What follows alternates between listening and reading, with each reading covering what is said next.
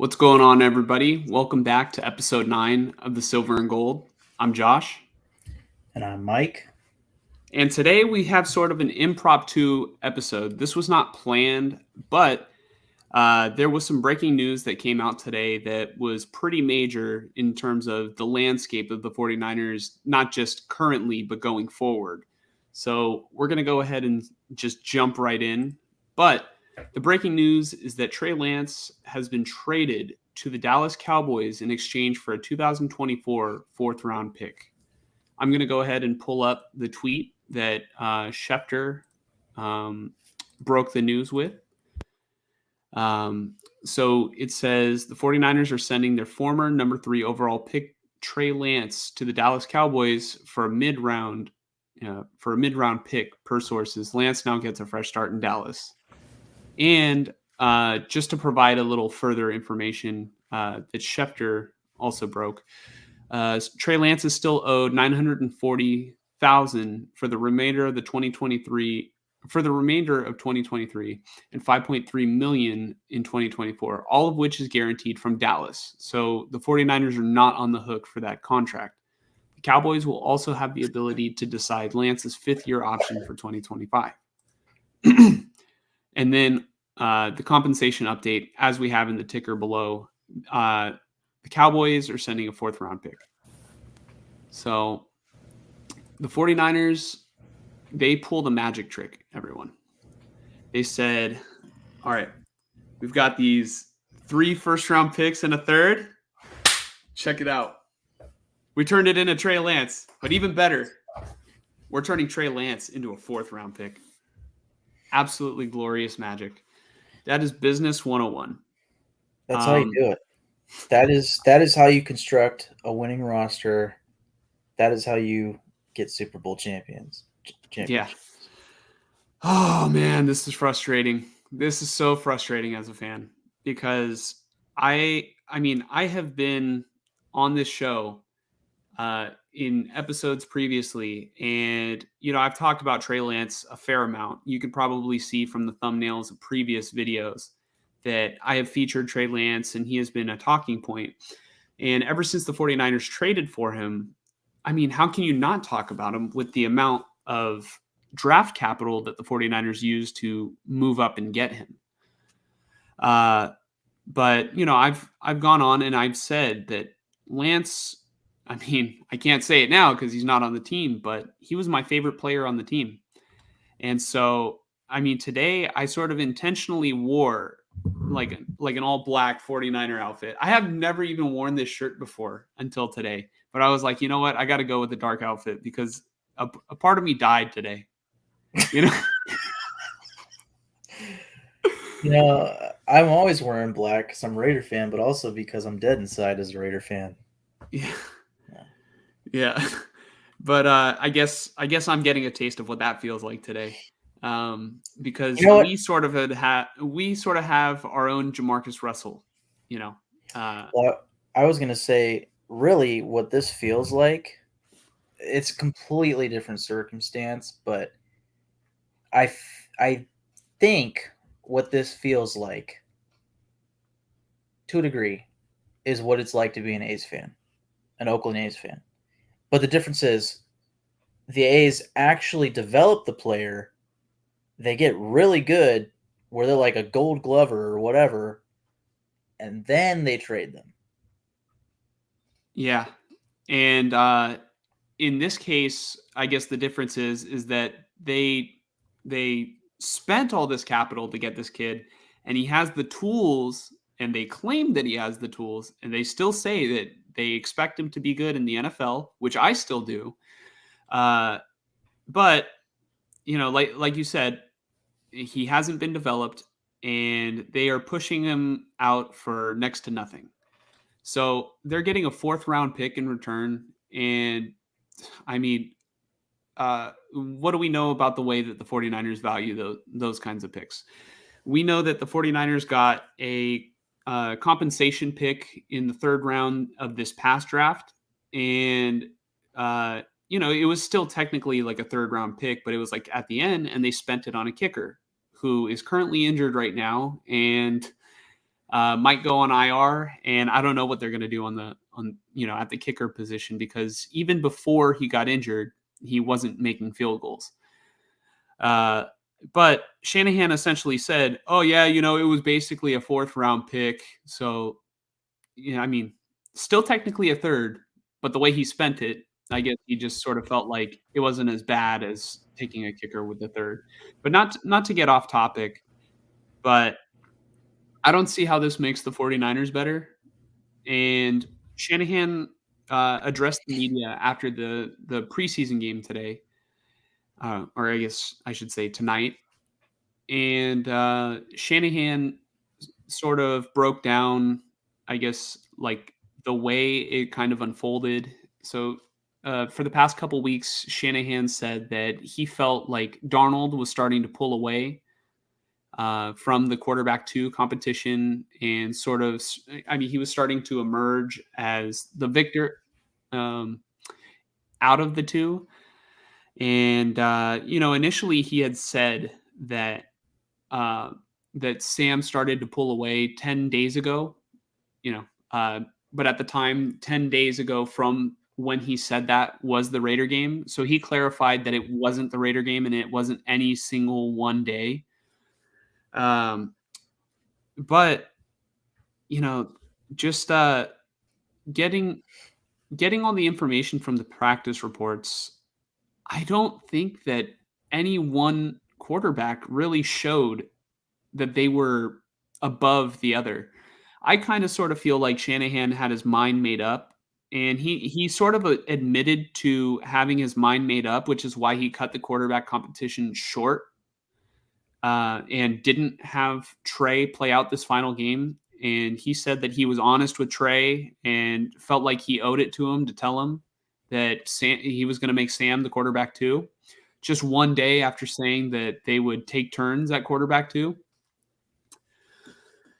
And and I thought the way that Shanahan addressed the media was honestly more open than he's been for other, uh, I guess, other events or other stuff that has unfolded. He has been defensive with the media in the past, but I think today, I mean, this is assuming that he's giving us the truth, but I think today he handled himself well with the media. And that's just my opinion. Maybe other media members might feel differently, but he definitely had his plate full, and I would be willing to bet he was more worried about the press conference after the game than the preseason game, because anytime that you mortgage that much and you make a monumental mistake, the way that Shanahan has with, I mean, you can attribute the whole pick as a mistake. And as of right now, absolutely it was. I'm not calling Trey Lance a bust yet, but the way that they've handled the mistake, I mean, the way that they've handled the pick has been a disaster. And I don't think it's all on Trey Lance. He didn't ask to come here, and I've said that many times before on the show. He didn't ask for any of this, and he has been made the laughing stock of the NFL. And the 49ers have done very little to push back on it in terms of the national media. So, I mean, I'll let you sort of give your opinion on it, Mike, while I start to think about, other stuff I want to say about it. Well, I mean, the tweet that I found interesting was the one that I had just sent you before we got on here, maybe 20 minutes prior, from Adam Schefter. He made it seem as though Trey Lance requested a trade on Wednesday. But I Mhm. think you were telling me that maybe that's not exactly the case, according to Kyle Shanahan.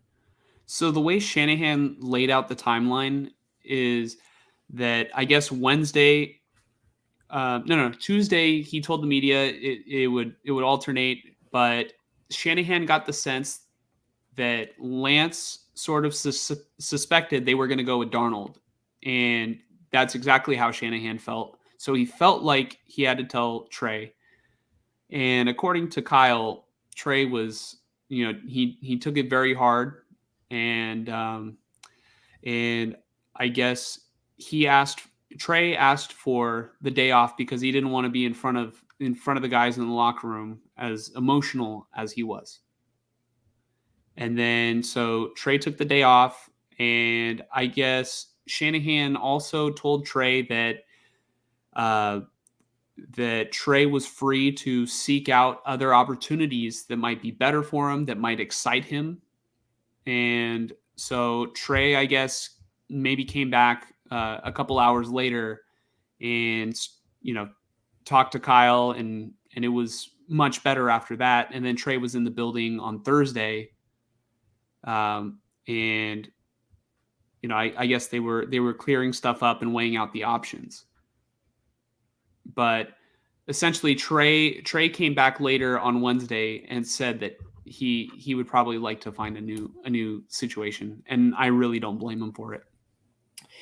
Yeah, I mean, that was kind of what I was saying the other night on our podcast. I mean, there is the aspect, obviously, for the Niners. There is the aspect for his, at the time we were talking about it, his potential new team, which is now the Cowboys. But then there's also just the aspect for him, which is he needs an opportunity to prove who he is, because he hasn't gotten that yet, truly. Mm-hmm. And my thing the other night was, well, what makes sense to me in trading him now is that he still has 2 full seasons under contract with this new team, Cowboys. To where this season can be the season for him to learn the offense under the veteran. And okay, I mean, the one thing about the Cowboys is it's not like he's just going to go out there and beat out Dak Prescott. But at the same time, what has happened to Dak the past, 2 seasons?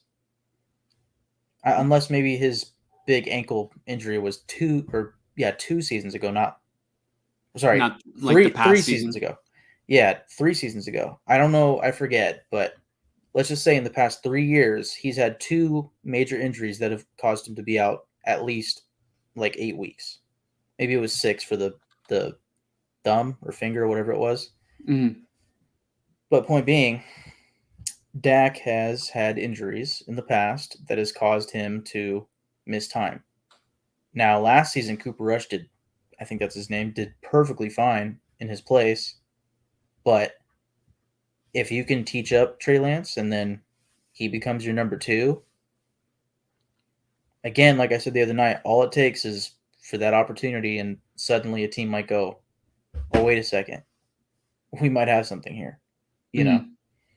And if he's ready and he goes out there and he gets that opportunity, he balls out, maybe it would be smarter, or just the decision that they make is, well, why should we keep paying Dak? God knows how much they're paying him. I have no idea, but it's probably Apparently, a lot Dak's more. cap hit is going to be pretty hefty, like next year. Yeah, So I completely forget what his contract is. In fact, if you could search it up, but okay, I'll search it up and I'll put it on the screen. yeah, I mean, okay, I highly doubt that Trey Lance is going to play. I think the game's tomorrow against the Raiders. There's no way he plays. That doesn't No, make sense. no. But so point being, he won't play this preseason for the Cowboys.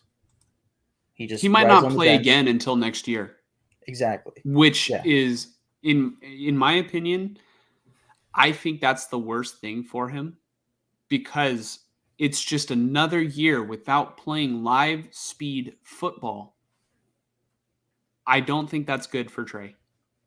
Yeah. Because the last time he has started and finished back-to-back games was 2019 in FCS college football at North Dakota State. Yeah. He desperately needs to be on the field. I think his best opportunity would have been the Buccaneers. Because I just expect them to really fall lower than they probably expect. Um, Let's see this. Cap hit Dak, $59 million next year. yeah, Woo! But then the I years think, after. Oh, wait. Next season is his final year under contract? yeah, I was talking to Lorenzo.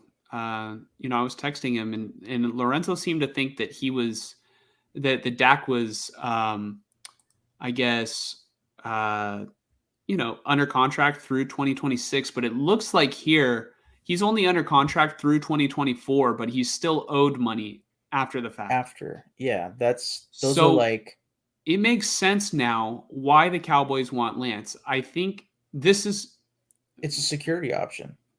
okay. Instead So, of being forced into drafting a player in the first round, yeah, you have a shot with a fourth round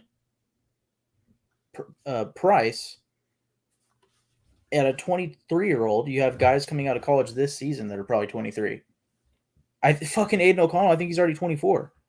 hmm So Lance is young, and Mike McCarthy has. The way Grant Cohn put it in his video today, talking about the trade, Mike McCarthy has already developed a Hall of Fame quarterback in Aaron Rodgers and won a Super Bowl with him. mhm. And for those of you who don't know, Mike McCarthy is the head coach of the Dallas Cowboys. So, I mean, clearly they liked something out of Lance to want to get Lance into the building. I didn't expect the Cowboys to be interested in Lance.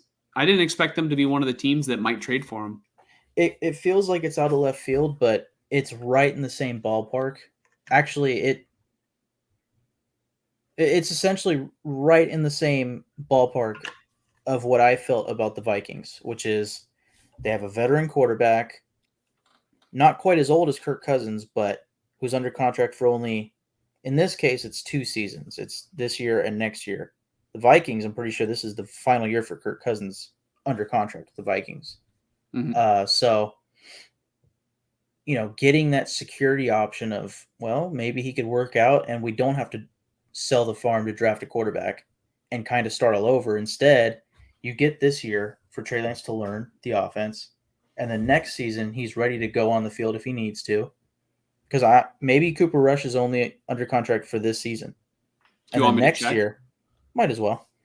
And then next year, Trey Lance is ready. He's QB2. If if Dak goes down, did I say Purdy? I meant Lance. No, if Dak goes down. If Dak goes down, then Lance is ready. Um, So, he's under contract the same years as Prescott. So yeah. all three of the quarterbacks are under contract through 24. All three of them. Mhm. And then the Cowboys But have the opportunity to pick up Lance's fifth year option. yes, you have the fifth year option with Lance. So if he shows something, that's a no brainer. But that's not true because they have to decide on that next offseason before he plays the preseason game for them. Mm-hmm. So they're going to make that decision based off of practice. And then, so with Dak Prescott's contract, I'm just going to pull it back up. You can see it, right? Yeah. They can't move Dak Prescott because if they move him this year, there's going to be 89 million dead cap, and they can't move him next year because there will be 61 million in dead cap. I wonder where these dead cap numbers come for 2025 though, or is that if you move on from him at a certain point, it doesn't matter when, there's still dead cap the following season? That I don't know what the terminology is for that. That could be from a signing bonus. That could be oh god. I Like, you don't get what I know. mean, right? Like, let's just say they get rid of Dak Prescott next year, and then, Oh or yeah, before, it's no matter what. Yeah. yeah. So like they would have 61.9 million against their salary cap, um, in 2024, and then 2025. On top of that, they would have a $36 million penalty. Well, I think if they cut him, yes, I think you're right. Yeah. Yeah. Mhm. But either way, he's $25 million against the cap in 25 when he's not even under contract. Mhm. That's crazy. Yeah. Um, I'm going to get to a couple comments, and then I'm gonna, bring us right back into the whole Trey Lance thing. Cool. So Paulina says, talked with my dad about the trade today. He's glad Trey is getting an opportunity somewhere else, but he thinks Purdy might do something this season that'll probably have fans hopping off the hype. Now, are you saying? Oh, hold on. There's a follow-up comment. Whether that be he gets injured, just not plays well, and the fact that the team is going to be in trouble if both quarterbacks get hurt as well, of course. I mean, history has shown that that's what just happens to this 49ers team. And maybe, I mean, you could chalk it up to whatever you want. Bad luck. You can chalk it up to it's Kyle's fault. I know I've definitely been on that train for a couple of the injuries because the common denominator is Kyle Shanahan.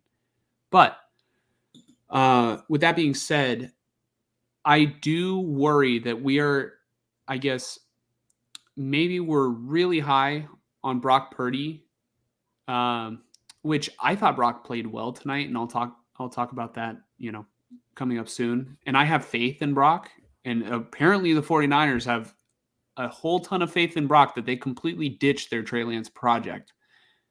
But there is there was just a dark cloud over Levi Stadium today, and I kind of felt it, like, just watching the game, and there was just, I don't know if it was just me, like maybe Kyle Shanahan forced me into depression today, but I think that I just prayed that both quarterbacks stay healthy, because I will say Kyle Shanahan has no excuse at all why they can't win the Super Bowl this year. There's no excuse at all. The only excuse would be if Nick Bosa just doesn't show up or also gets traded. But otherwise, yeah. And then, do you call that an excuse? I would. Yeah, I mean, if he forces his way off the team, yes.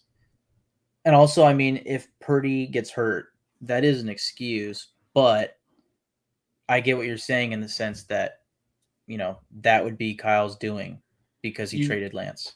Yeah, you can't use Purdy was hurt as an excuse this year. Right. You used that last year. Yeah. Keep him healthy this time. Also, if you run out of quarterbacks again, why the hell would you trade Lance? Why wouldn't you just say, I'm sorry, Trey, but you kind of this isn't the favorable outcome for you, but you have to put up with it. How does trading Trey Lance for a 4th round pick make the 49ers better? It eliminates a distraction that you created. That's just about it. It makes the quarterback room worse.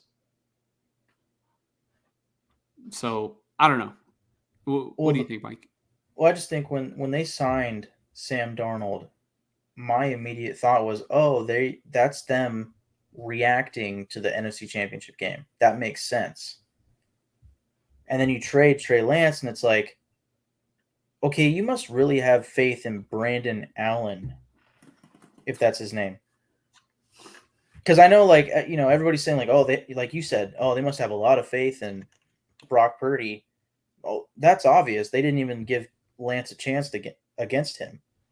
For me, it's, wow, they have a lot of faith in that guy that I'm not even confident when I say his name because I don't know him. Mm-hmm.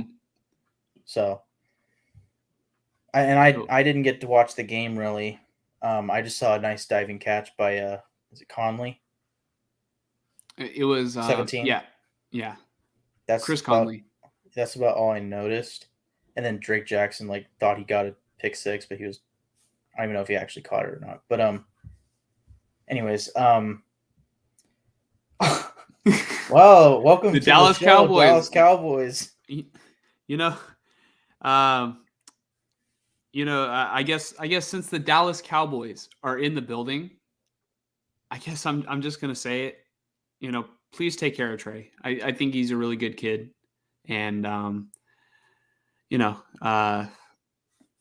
it's just I feel like you're getting a good one, and this feels like one of those deals that is going to come back and haunt the 49ers for years to come. Oh, it absolutely can. That's for sure.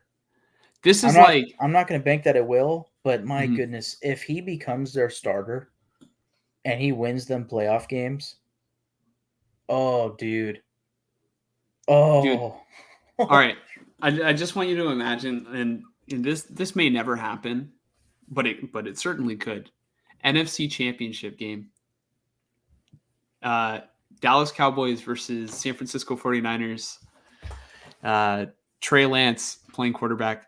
And that's another thing too. It's like you are giving this kid who is athletically gifted another chip on his shoulder. Like, it sounds like he was devastated when he heard the news that he lost to Sam Darnold. Like, he lost a quarterback competition to Sam Darnold. Now, from everybody who was there, or at least the people who I mainly get my information from, Sam didn't really outperform Trey Lance.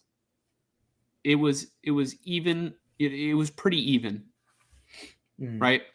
Then again, Shanahan is looking at what Shanahan wants to look at. He's looking at where he wants the guys to go with the ball.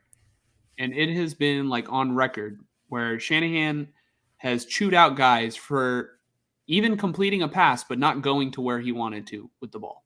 And we've talked about that story before. The Dallas Cowboys say, yes, we will most definitely. Well, I'm glad it seems like Trey's in good hands. Dude, it just really sucks because I mean the Cowboys are the Niners like rival, dude. They're kind of their all-time rival for Yeah, sure. they're like all-time rival. And Larry Krueger was talking on 95.7 The Game. Before the preseason game today, and he was sort of saying that this reminds him of when the 49ers traded Charles Haley to the Cowboys. And then the Cowboys were instantly successful with Charles Haley's impact. Was Charles Haley kind of already on his way to being a Hall of Famer at the time? I didn't live through it, but I'm just saying, this is what Larry Krueger said. So he lived through it. And, Charles Haley, I guess, was a fucking badass defensive player. Yeah. So I think it might remind him more because this is Niners to Cowboys than anything, but I get it. It's always interesting when a quarterback gets traded, especially somebody. Really, I mean, it is a fact, and I think it will be remembered. This will be infamous. The Trey Lance pick by the Niners will remain infamous for decades. Mm-hmm. Literally. Mm-hmm. So real quick, we've got a comment from DJ Ingles. So this is actually one of my former high school football coaches. And, nice. So Coach Ingles says, the media just sees passing and the catch. We're not seeing the reads, not seeing where the eyes are going or the progressions being read in the right order, timing. So I kind of alluded to that too, that we don't know what Kyle's looking for. Like, the numbers could say one thing, but Shanahan definitely wants to see if the guys are going to the right spot, given how the play is breaking down and everything. So, that's sort of something that I have been trying to keep in mind a lot more recently when analyzing the quarterback stats and trying to think about, how Sam Darnold could possibly be winning if this was a fair competition between Trey and Sam. I think as far as that comment goes, I mean, that's something I've been saying. I definitely said it in the last podcast for quite a while, but that's the thing that, my question has been, why does Shanahan not have faith in Lance? It's got to be something that we're not seeing or that we just can't really hear, because I just figure it's in the quarterback meeting room or it's in his decision making, like DJ says. I think something is off there where Shanahan is like, there's no chance in hell I'm putting you on the field. Because his talent, like you said, it's his talent is there. But I mean, the Raider game was not too good. And yes, we've seen him progress as games go on, but it's like he's so inconsistent where I think if you watch him on certain plays, it's like, okay, what is he thinking there? And Mm, that's probably where Shanahan's thinking, and where I think this comment is spot on. mhm. So Coach Ingles also says nowhere near the Charles Haley situation. Haley was a bad dude and a top defensive player before traded. Yeah, so definitely it differs in the fact that Lance is not an established NFL player, and Charles Haley was like already top of the line, and you definitely remember it better than Mike and I can describe it. So Yeah. I'll sort of leave it at that. But it sounds I, like the Niners kind of got the shit end of the stick of that one. for trading Haley, Yeah, for trading Haley. probably. I think the only reason this could remind somebody of that is, like I said, because it's Niners Just that it's Cowboys, Niners Cowboys. and also because it's probably going to be infamous and it feels like a big deal, you know. So I could see that, but yeah, in the sense of being a pro and a guy who's like going to make an impact on the team, this is not nearly what Charles Haley was.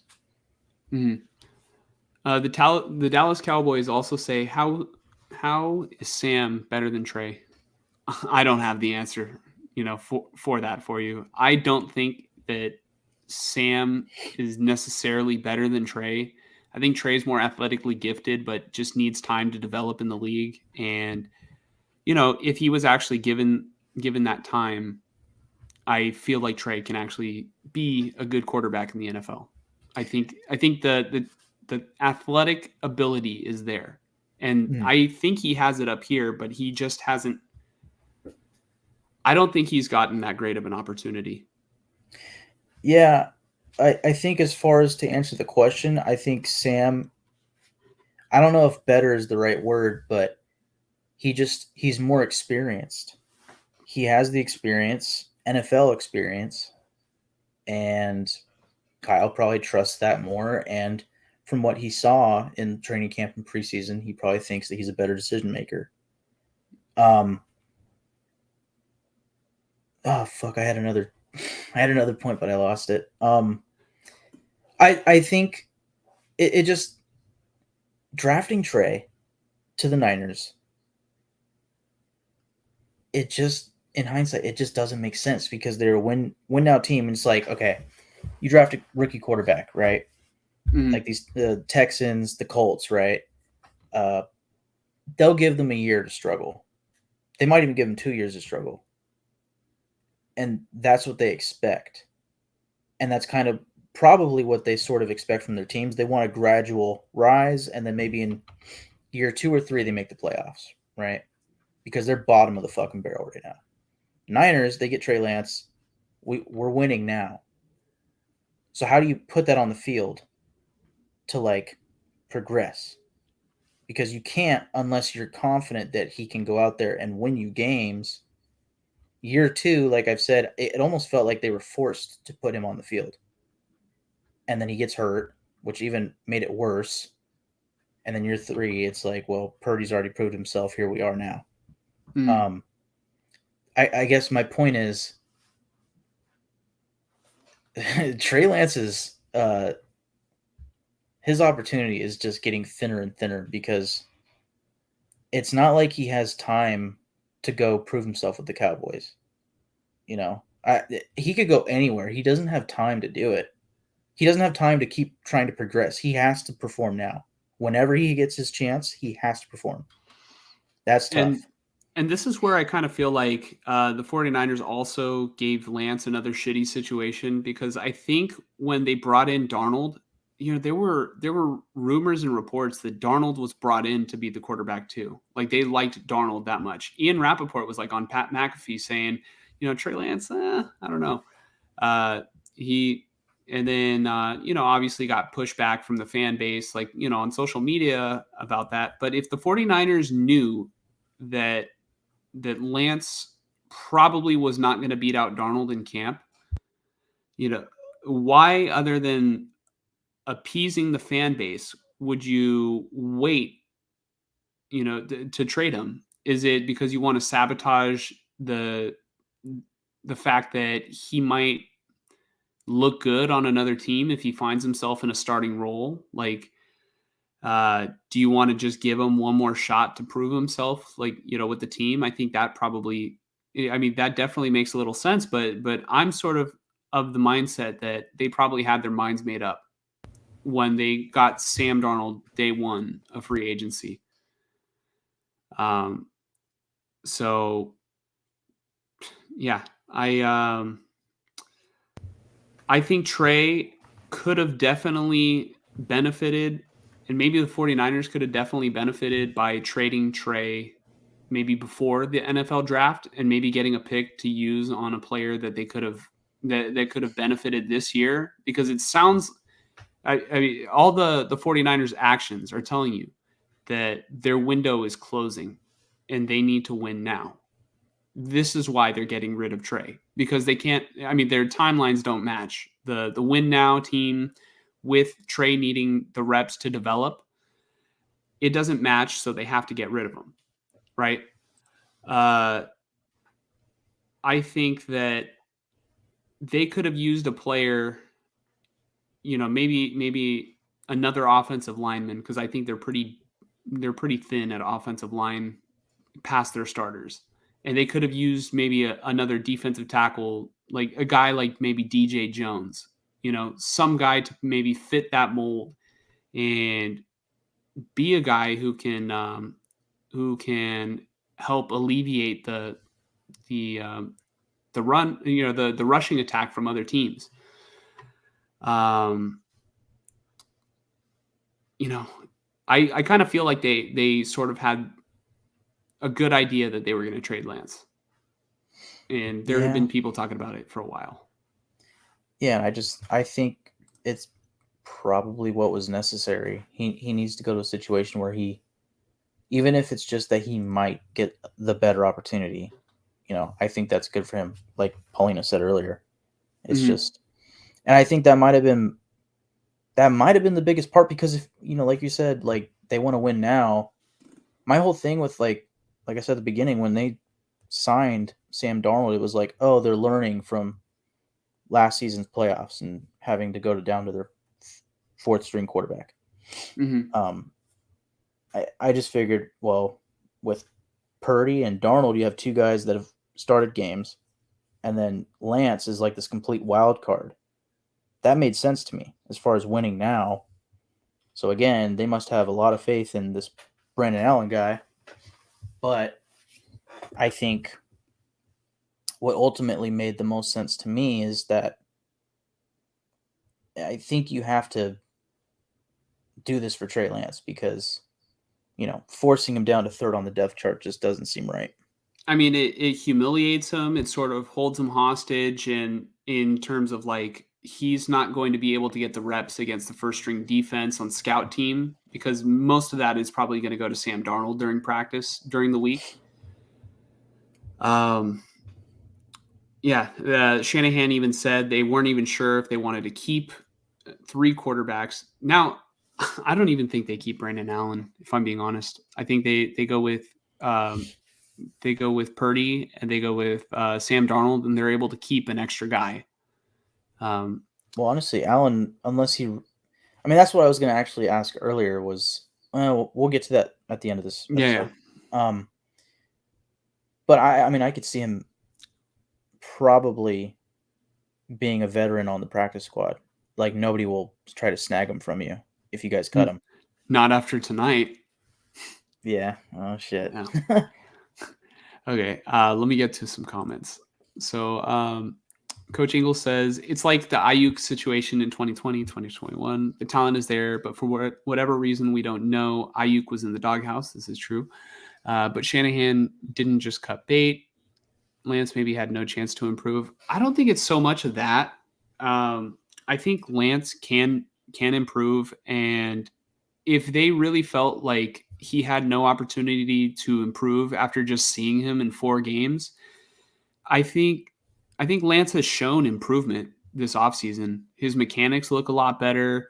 The 49ers have said that this is the best that Trey has looked. Now, obviously, their actions are a little bit different than what they said there, because if this truly is the best that he's looked, I mean, not that they would want to keep him against his will, but I mean, you don't just cut, get rid of a guy like that for a 4th round pick. But Trey Lance showed in the 2 preseason games that he played that he starts slow. He starts slow for whatever reason, and he just has to get into a rhythm, and he improves as the game goes along. So I don't think that there's no chance to improve, but I do think that he needs a lot more time and reps than the 49ers were willing to give him. Yeah, I think he needs a lot more reps than most situations would need, The 49ers because he's so raw. The 49ers should have known this drafting him, because he had the least amount of starts in for a 1st round quarterback coming out of college, and the least amount of throws for a quarterback coming out of college in the 1st round, at least. The talent was there, but it was just not the right pick to make. And honestly, I mean, pick aside, it was not the right move to make, to trade up. And Shanahan sort of touched on that too in the press conference today. And he sort of said that he didn't think that the 49ers were going to get to a higher pick than pick 12, and that they still felt like they had a win now, a win ready team. So they used the 12th pick to sort of leverage their way up into the top 3 to pick whatever quarterback they wanted, which is, I mean, that's a fucking mistake. You do your scouting first, then you make the move.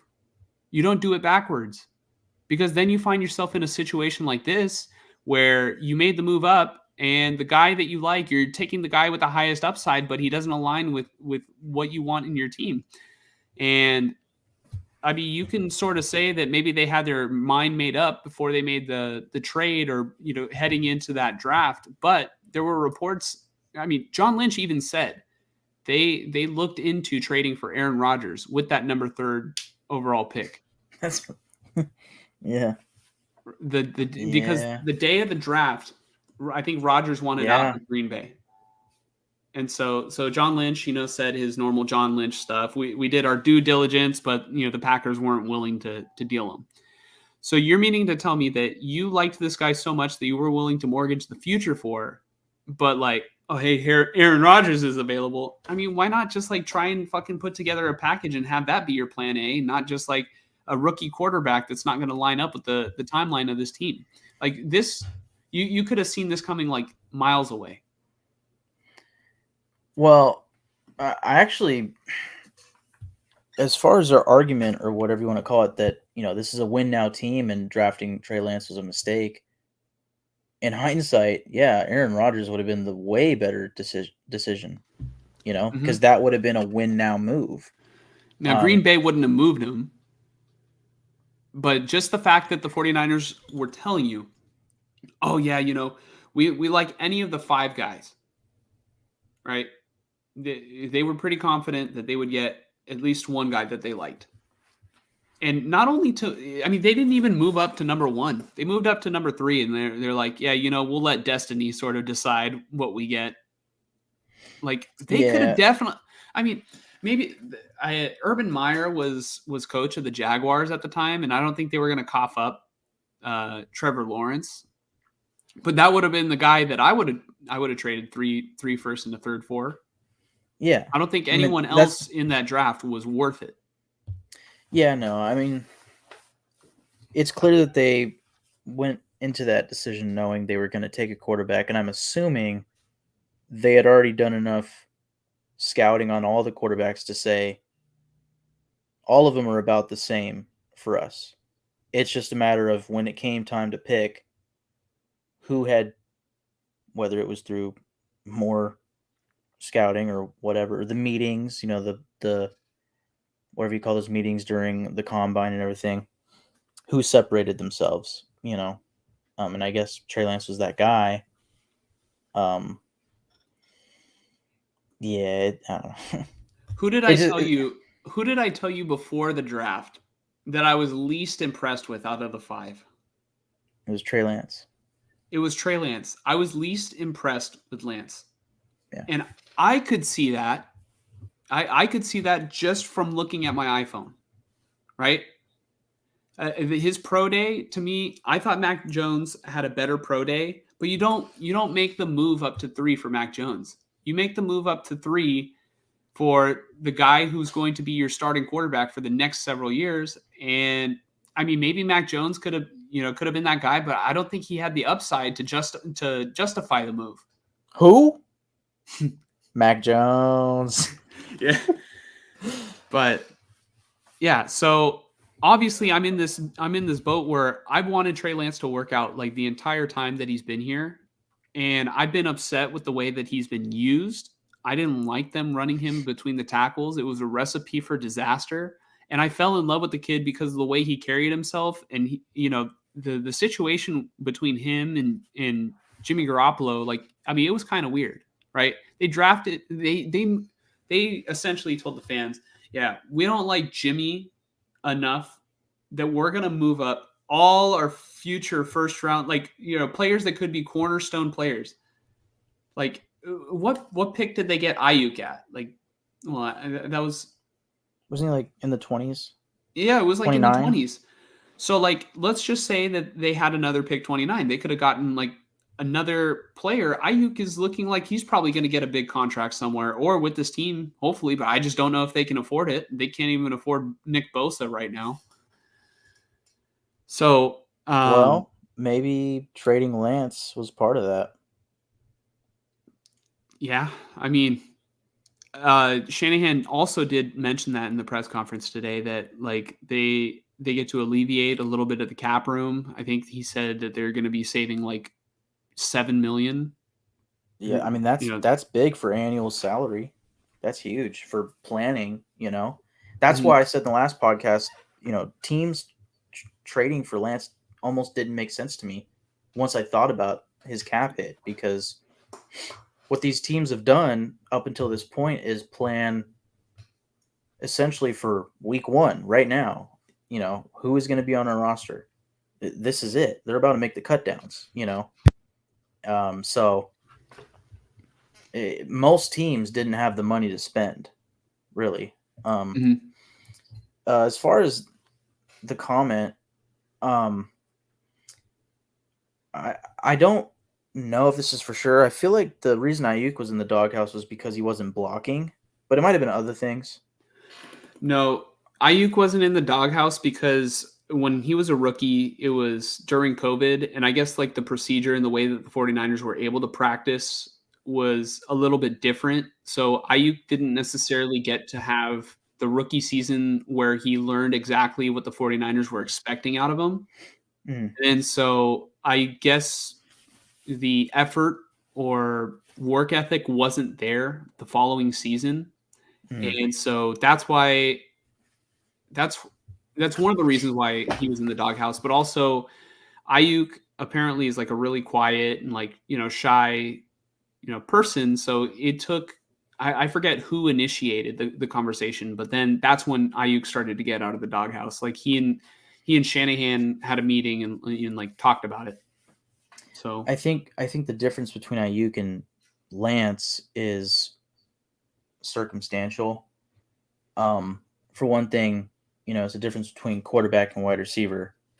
And I think wide receiver is probably much easier to see on the field of, oh, he should start. Like once he starts making the plays and follows whatever Shanahan wants him to do, right?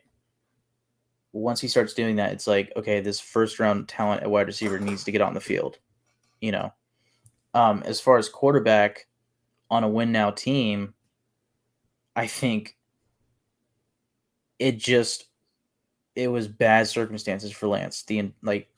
Whether it was bad luck or just bad circumstances between rookie year Jimmy Garoppolo starter, second year Lance is the starter because for lack of a better term there was no other options, and he breaks his ankle, and then coming into this year post Brock Purdy takeover, there's no chance for him to even start because they found their starter.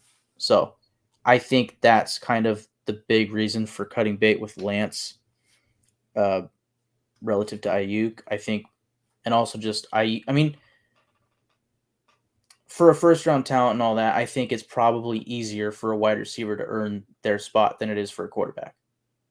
Maybe I'm saying that wrong, but I think that's true. Like quarterback's the hardest position in sports.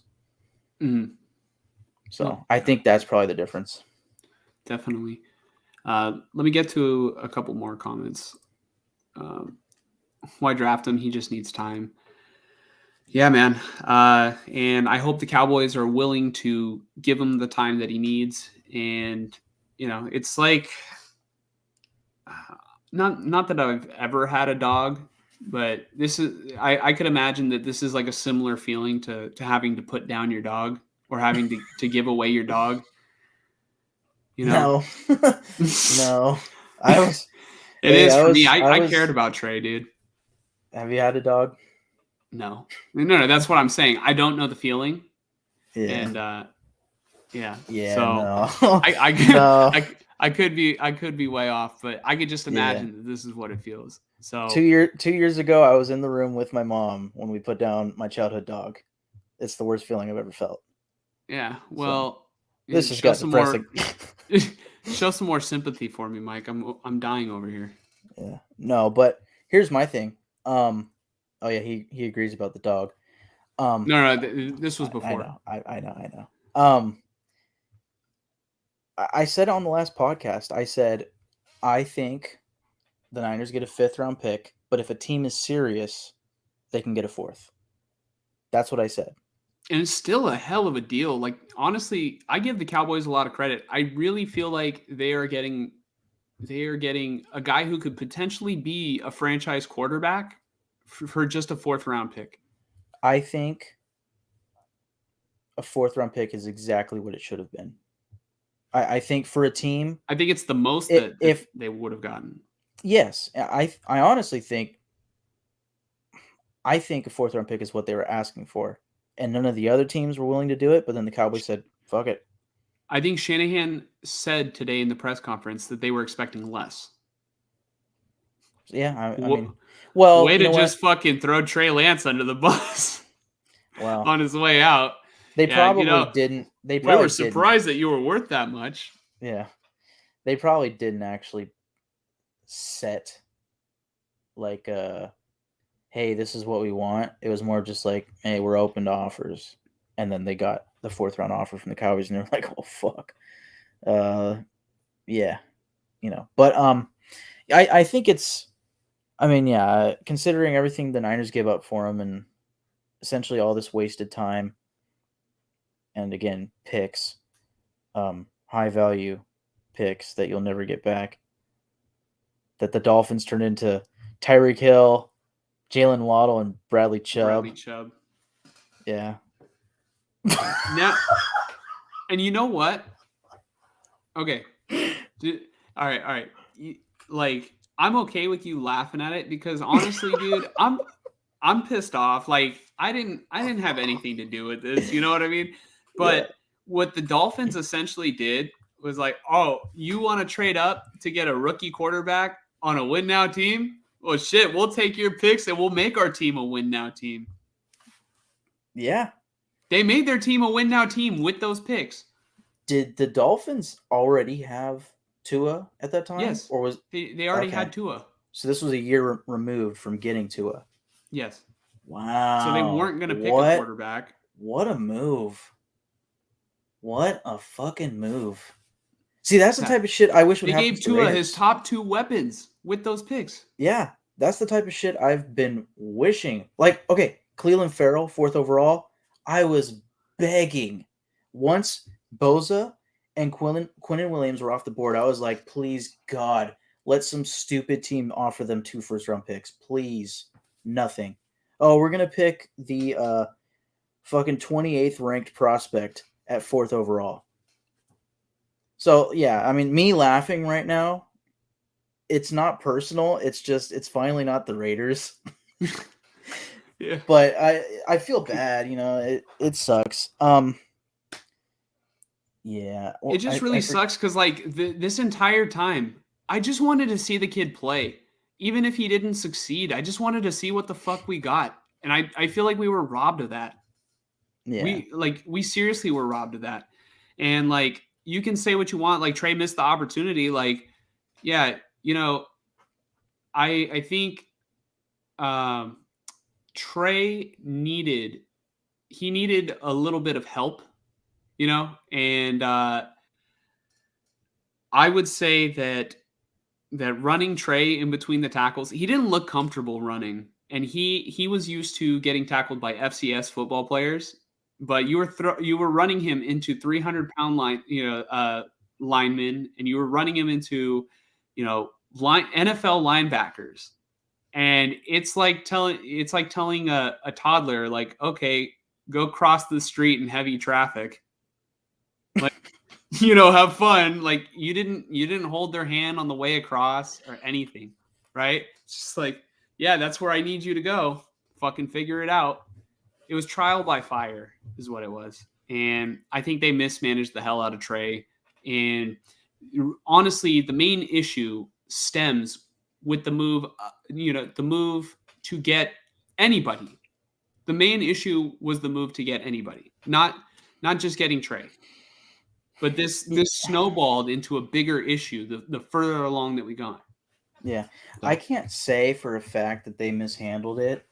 I just think that they were the worst possible team, just about the worst possible team to trade up for him, or just, to draft him, period. I think I don't quite remember the top, 5 of that draft. The Falcons picked one pick after the Niners. So let's say the Falcons got him instead. That would have been a better situation because there's no expectations to win. There's no expectations. They had the time to spare to just let him go out there and, hey, just play, Mm-hmm. So, yeah, I think in hindsight, he should have gone to a team that had the time to give. And believe it or not, I mean, the day of draft day and all the months leading up to it, nobody in their right mind would have said this. But I said the other night that the obvious pick was Justin Fields, and it probably is true. But for the Niners, the best pick would have been Mac Jones.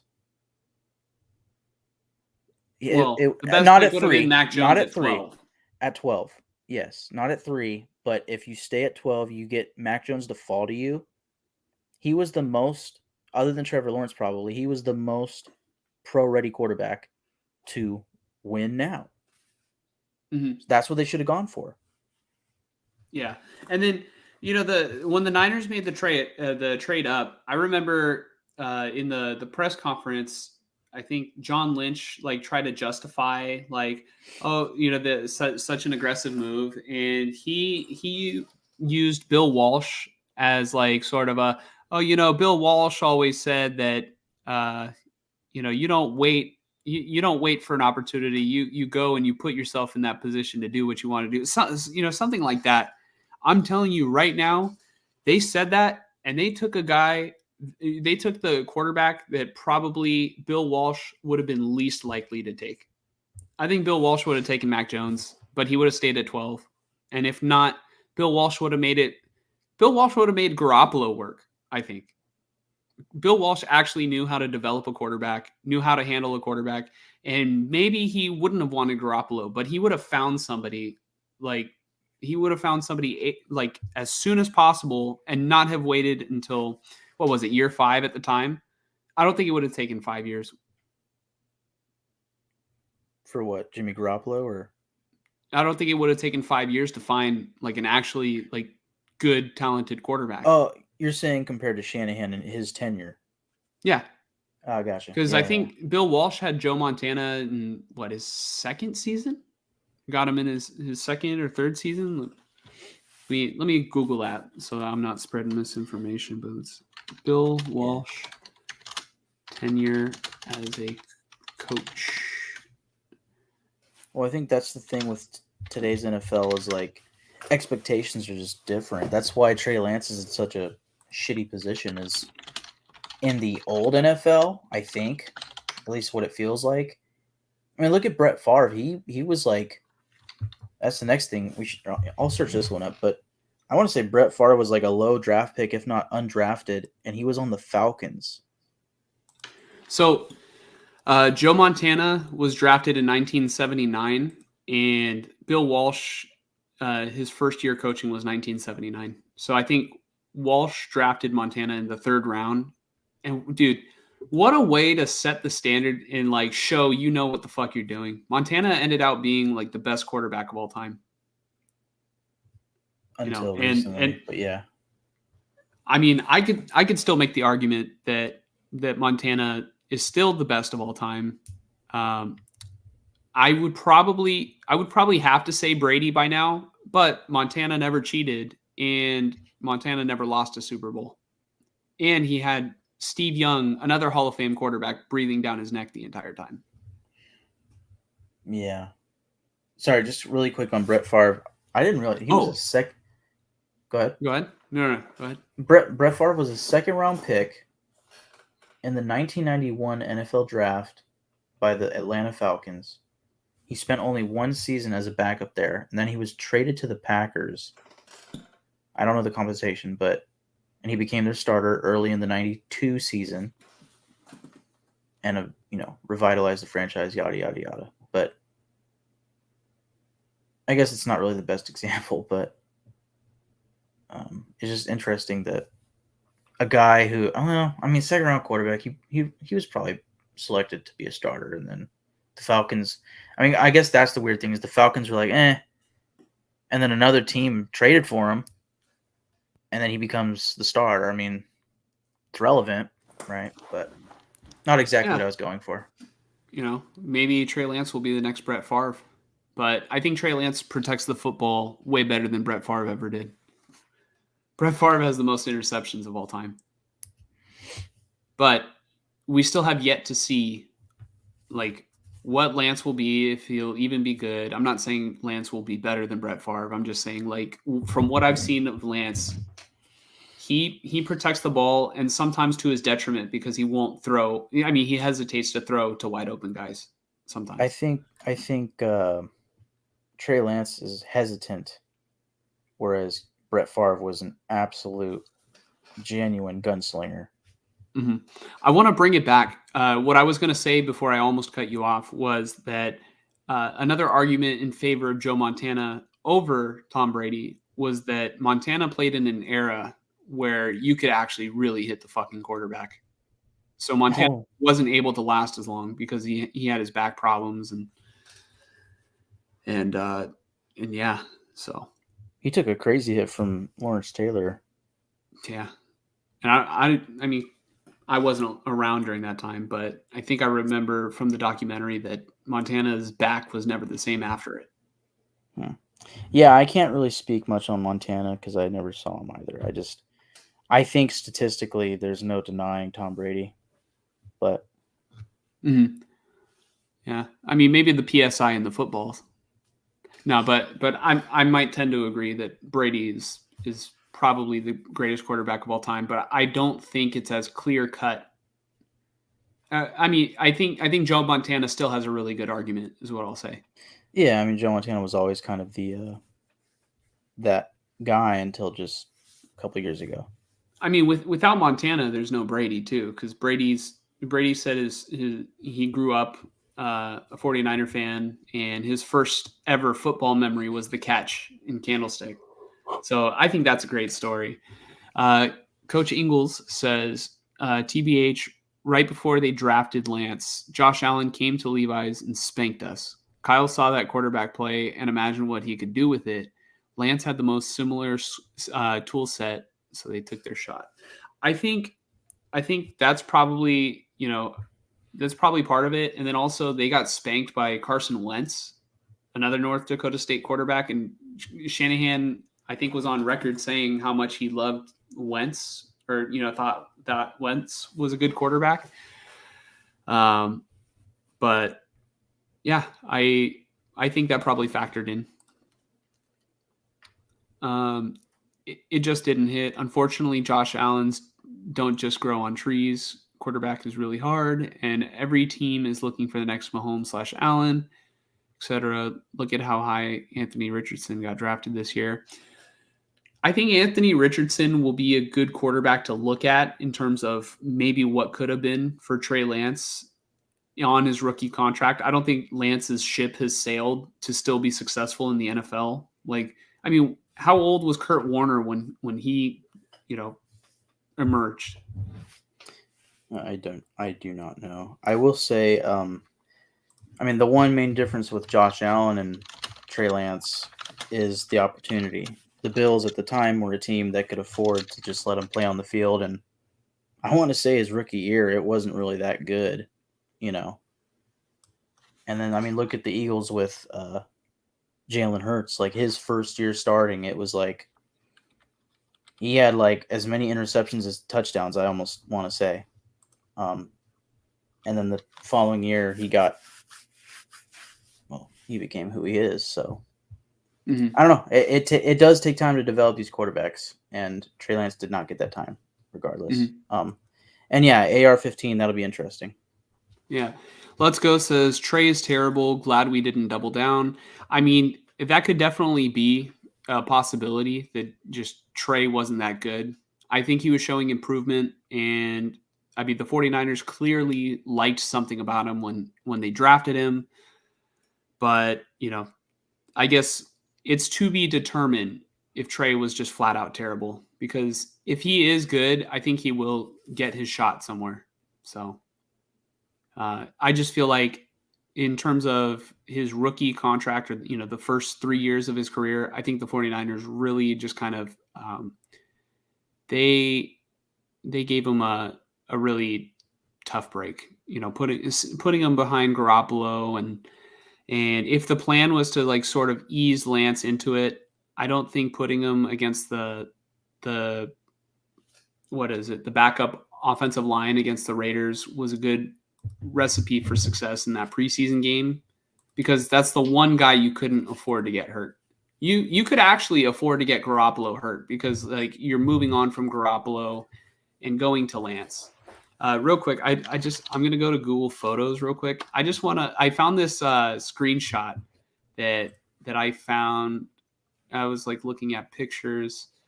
Go to favorites, and I was just. Kurt Warner was 28 years old when he first got his start with St. Louis. And Lance is 5 years removed from that. I think that Lance will still continue to improve and grow into his body, and it's still a long ways away from that. So I'm not going to write him off. Let me just. I think the NFL, obviously it's changed. I don't know how to exactly put my point to words, but like the main thought process is like you're not going to find many, definitely not any Kurt Warners anymore, where he goes and becomes a fucking bagging guy at Rayleigh's, A grocery store. A grocery store, and then goes to the Arena Football League or whatever he did, and then it's like, oh yeah, let's just put you on the bottom of our depth chart, whatever, at 28 years old, and it's like, oh, actually, this random 28-year-old guy that was just bagging people's groceries, he might have the best arm on our team. Oh shit, he's actually pretty smart. Yeah, let's just let him start. Like, Yeah. it's never gonna happen, because everybody in today's, even baseball, anything, they're too analytical. It's not gonna happen again. Stuff like that isn't gonna happen. And then I think also the contracts, like, I think, I don't know, I think there comes a point where teams just go, we'd rather just try with somebody younger, Yeah. So like Younger, cheaper. Yeah, so like if more athletic. The Raiders, I guess a good example might be like, and this is kind of a shitty example, but let's just say Brian Hoyer versus Aiden O'Connell. Now, first off, Aiden O'Connell has earned the right to be better and higher on the depth chart than Brian Hoyer. But let's just say like Brian Hoyer was this high prospect and like, at a time really deserved a chance, and then like, oh, whatever happened. But it just, hey, if he gets that one chance, he might be that guy. Like, I guess point being, if somebody has talent, like, I think teams should try with them. and give them time. I think that's the issue. Is I think a lot of teams with like backup quarterbacks, backup receivers, whatever. Oh yeah, they have talent, but like in one offseason, they just couldn't prove anything. We had to get rid of them. It's like, well, maybe if you gave them like 2 or 3 years, they would have actually proven something miraculous, like a Kurt Warner. You I know? mean, look at what Grant said, like in like 2 episodes ago, when he said, that I forget if he thought it was like for the 49ers or the fan base, but it's like, yeah, if you don't win your first start, you fucking suck. Like there's no room for error, and it's just like, it's all a bunch of like overreactions and everything. So Yeah, it's also reactionary. I wish more Kurt Warners would happen in the NFL. I think the last one would be Darren Waller. I mean, could you consider Geno Smith sort of similar? Because Yeah, his I career love was Geno's story. sort of like not dead in the water, but he was a what's the word I'm looking for? Like just I guess a continuous backup. Like Yeah, just and he was wherever going he team to was, yeah. yeah, he was like with the Chargers, the Giants, I know he was drafted by the Jets, I want to say. I feel like there Yeah, was I think he another was team that drafted he by the was Jets. on. And then finally he got with the Seahawks, kind of stuck around for a few years, and that would be like what I'm saying, where you give him a couple years as the backup, you develop him in your system, and then you feel pretty confident in him. You ship out your face of the franchise guy, and it's like, yeah, we're just gonna go with Geno. Like everybody be like, okay, they're tanking, they're fucking, and then they fucking go and make the playoffs. Yeah, You they know, made the playoffs. so that shit was awesome. I hope it happens again. Honestly, for them, for Mm-hmm. specifically for him, I really love that story for sure. Mm-hmm. I'm Uh, gonna go ahead and share yeah. this picture. Mhm. This was But the Trey. This was the play that Trey broke his finger. the thing about Gino, really quick, Mm-hmm. that is all situational. Like that, Gino could have been Trey Lance if Trey Lance is lucky enough to be on the Seahawks for 2 years. You know what I mean? Mm-hmm. But because he's on the Niners, it's like, well, that team wouldn't do it. Mm-hmm. Anyways, continue. So, I mean, I don't know if you token this one up to Kyle Shanahan, but clearly there was a missed assignment or a misunderstanding of who was supposed to be blocking who. But they've got three they've got three offensive linemen blocking one guy, while you've got a linebacker coming through, hitting Lance. And I feel like this happens a lot when I watch the 49ers, where there's just maybe you could chalk that up to, not the strongest pass rushers that, the Niners haven't had maybe the strongest pass blockers in their offense, but you know, I I partly wonder if there is something about the scheme where maybe they leave a guy unblocked because they're trying to give the defense a certain look, that you know typically would be a slightly different play, and they're trying to open something up. But these quarterbacks are just getting hit way too much, and it needs to be addressed and solved. You can't continue going like this, because Purdy is going to be the next quarterback who gets hurt, because he already did. You put Tyler Croft on Hassan Reddick, and that was a recipe for disaster. And maybe 9 times out of 10, Purdy doesn't get hurt, but the 1 time out of 10, you lost your opportunity at a Super Bowl. Yeah, I mean that in a completely different sense reminds me of Derek Carr in 2016 breaking his fibula. It was like, I mean, in this case, it was just the one rep that season that Donald Penn gave up a sack ends the season. You know, like the entire year he didn't. This is different where it's more of, it seems like either the players don't know what the fuck they're doing, or it's the pass blocking scheme or coaching. I guess my question is it Shanahan or is it the offensive line coach? You know, or is it the Mm-hmm. players missing assignments? Because I mean that looked like a linebacker. Maybe it was a delayed blitz. I don't know. Mm-hmm. Um, I think if I remember the play correctly, it was a guy maybe playing as a QB spy, and then noticed that Lance was dropping back to pass and came to rush. I mean, don't quote me on that, but Yeah. I would have to see the play again. But Yeah. It is what it is at this contextual. point. Yeah, it's contextual. Tacky Wacky says they gave Trey a 49ers balloon, lollipop, and a plane ticket to Dallas. Damn, that's cold. With a little pinwheel hat too. Yeah. Shit, dude. They really humiliated Trey, and they put a lot of pressure on him, taking him with that high pick, and I don't think that he was ready. But I don't know whether or not he was ready, because I don't think that he got the opportunity that he should have gotten. I think the only way that I agree with you on the sense or sentiment, whatever you want to call it, that they humiliated Trey is because they drafted him when they should not have. But as far as these past 2 seasons and this offseason, I don't think they've humiliated him. I think it is humiliating to get traded when you were such a high prospect, but I think if you think about it, this is what he needs. He needs a fresh start.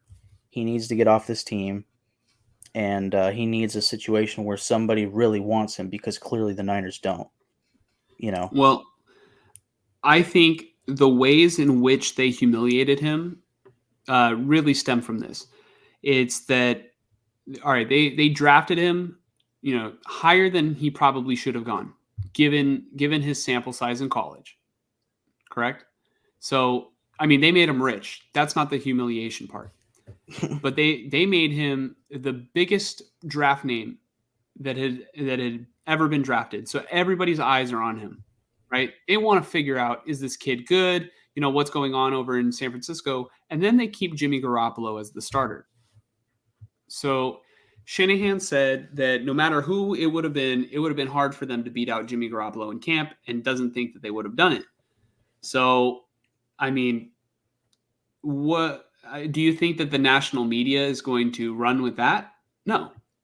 So it's like, all right, the national media, everybody's waiting. When is Trey going to take over the team? Is it going to be after the bye week in 2021? Is it going to be,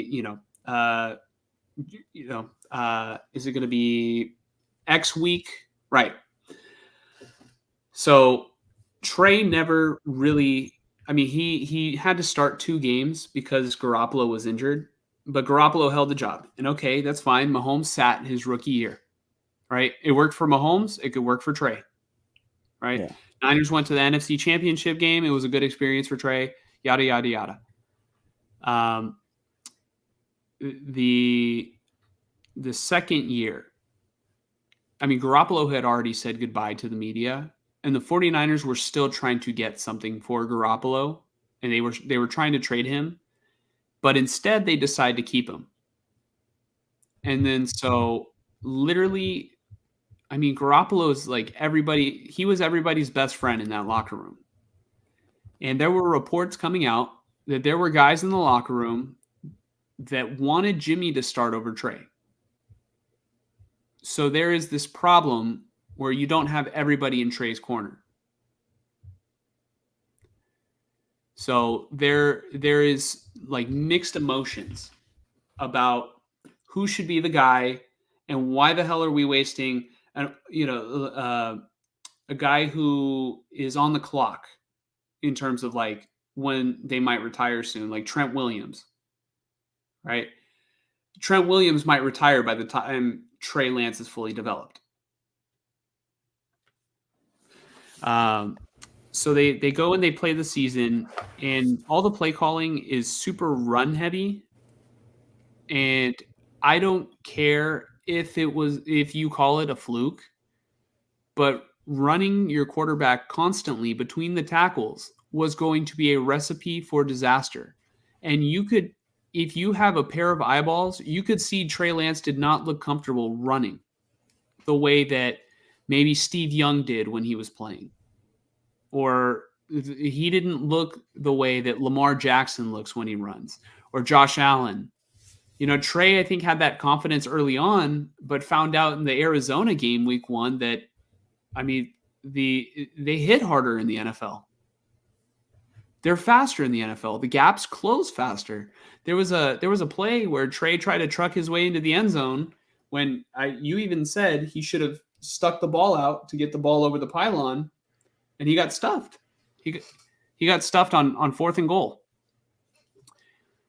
So essentially, you've created this situation where Garoppolo's still there, and a good portion of the team still believes that he should be the starter.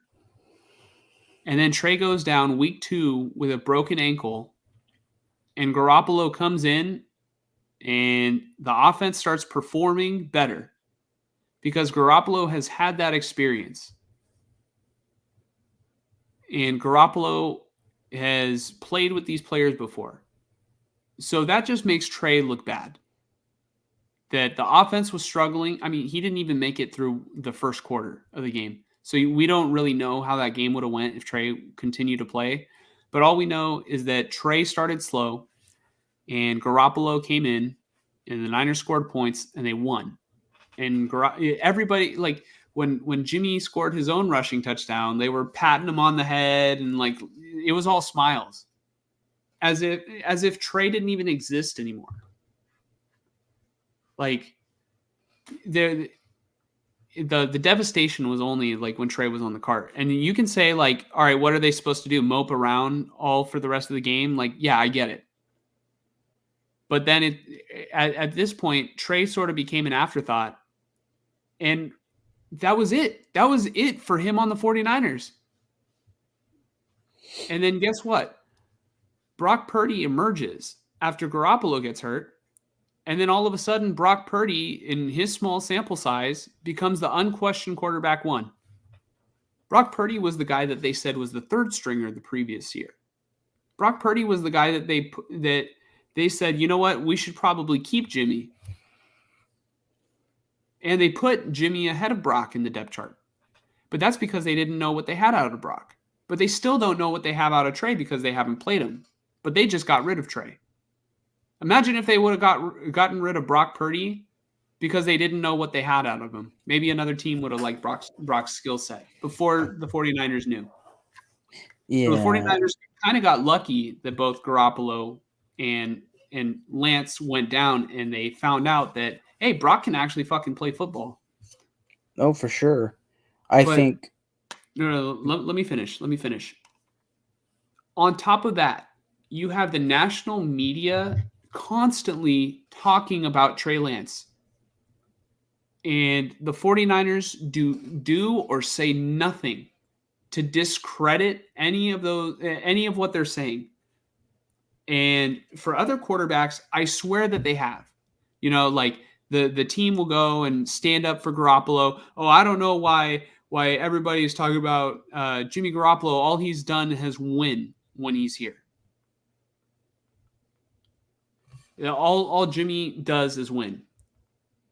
And there have still been people who were critical of Garoppolo during his tenure on the Niners, but it's not like the 49ers didn't, if the 49ers and their players didn't try to backtrack or walk back on the negative remarks in the media.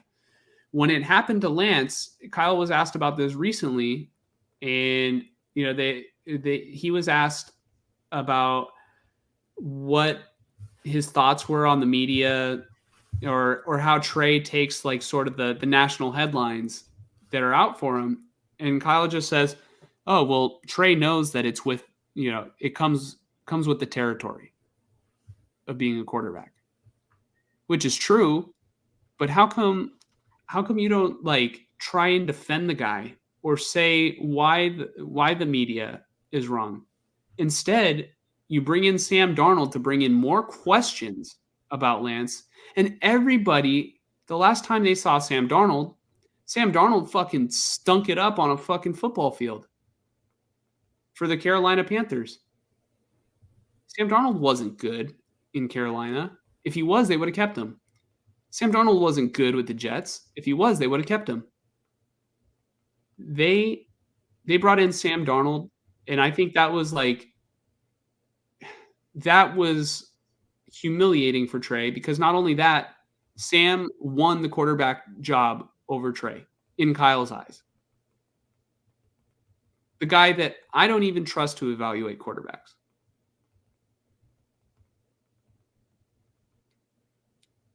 That's where I think the Niners humiliated him, because they didn't have his back.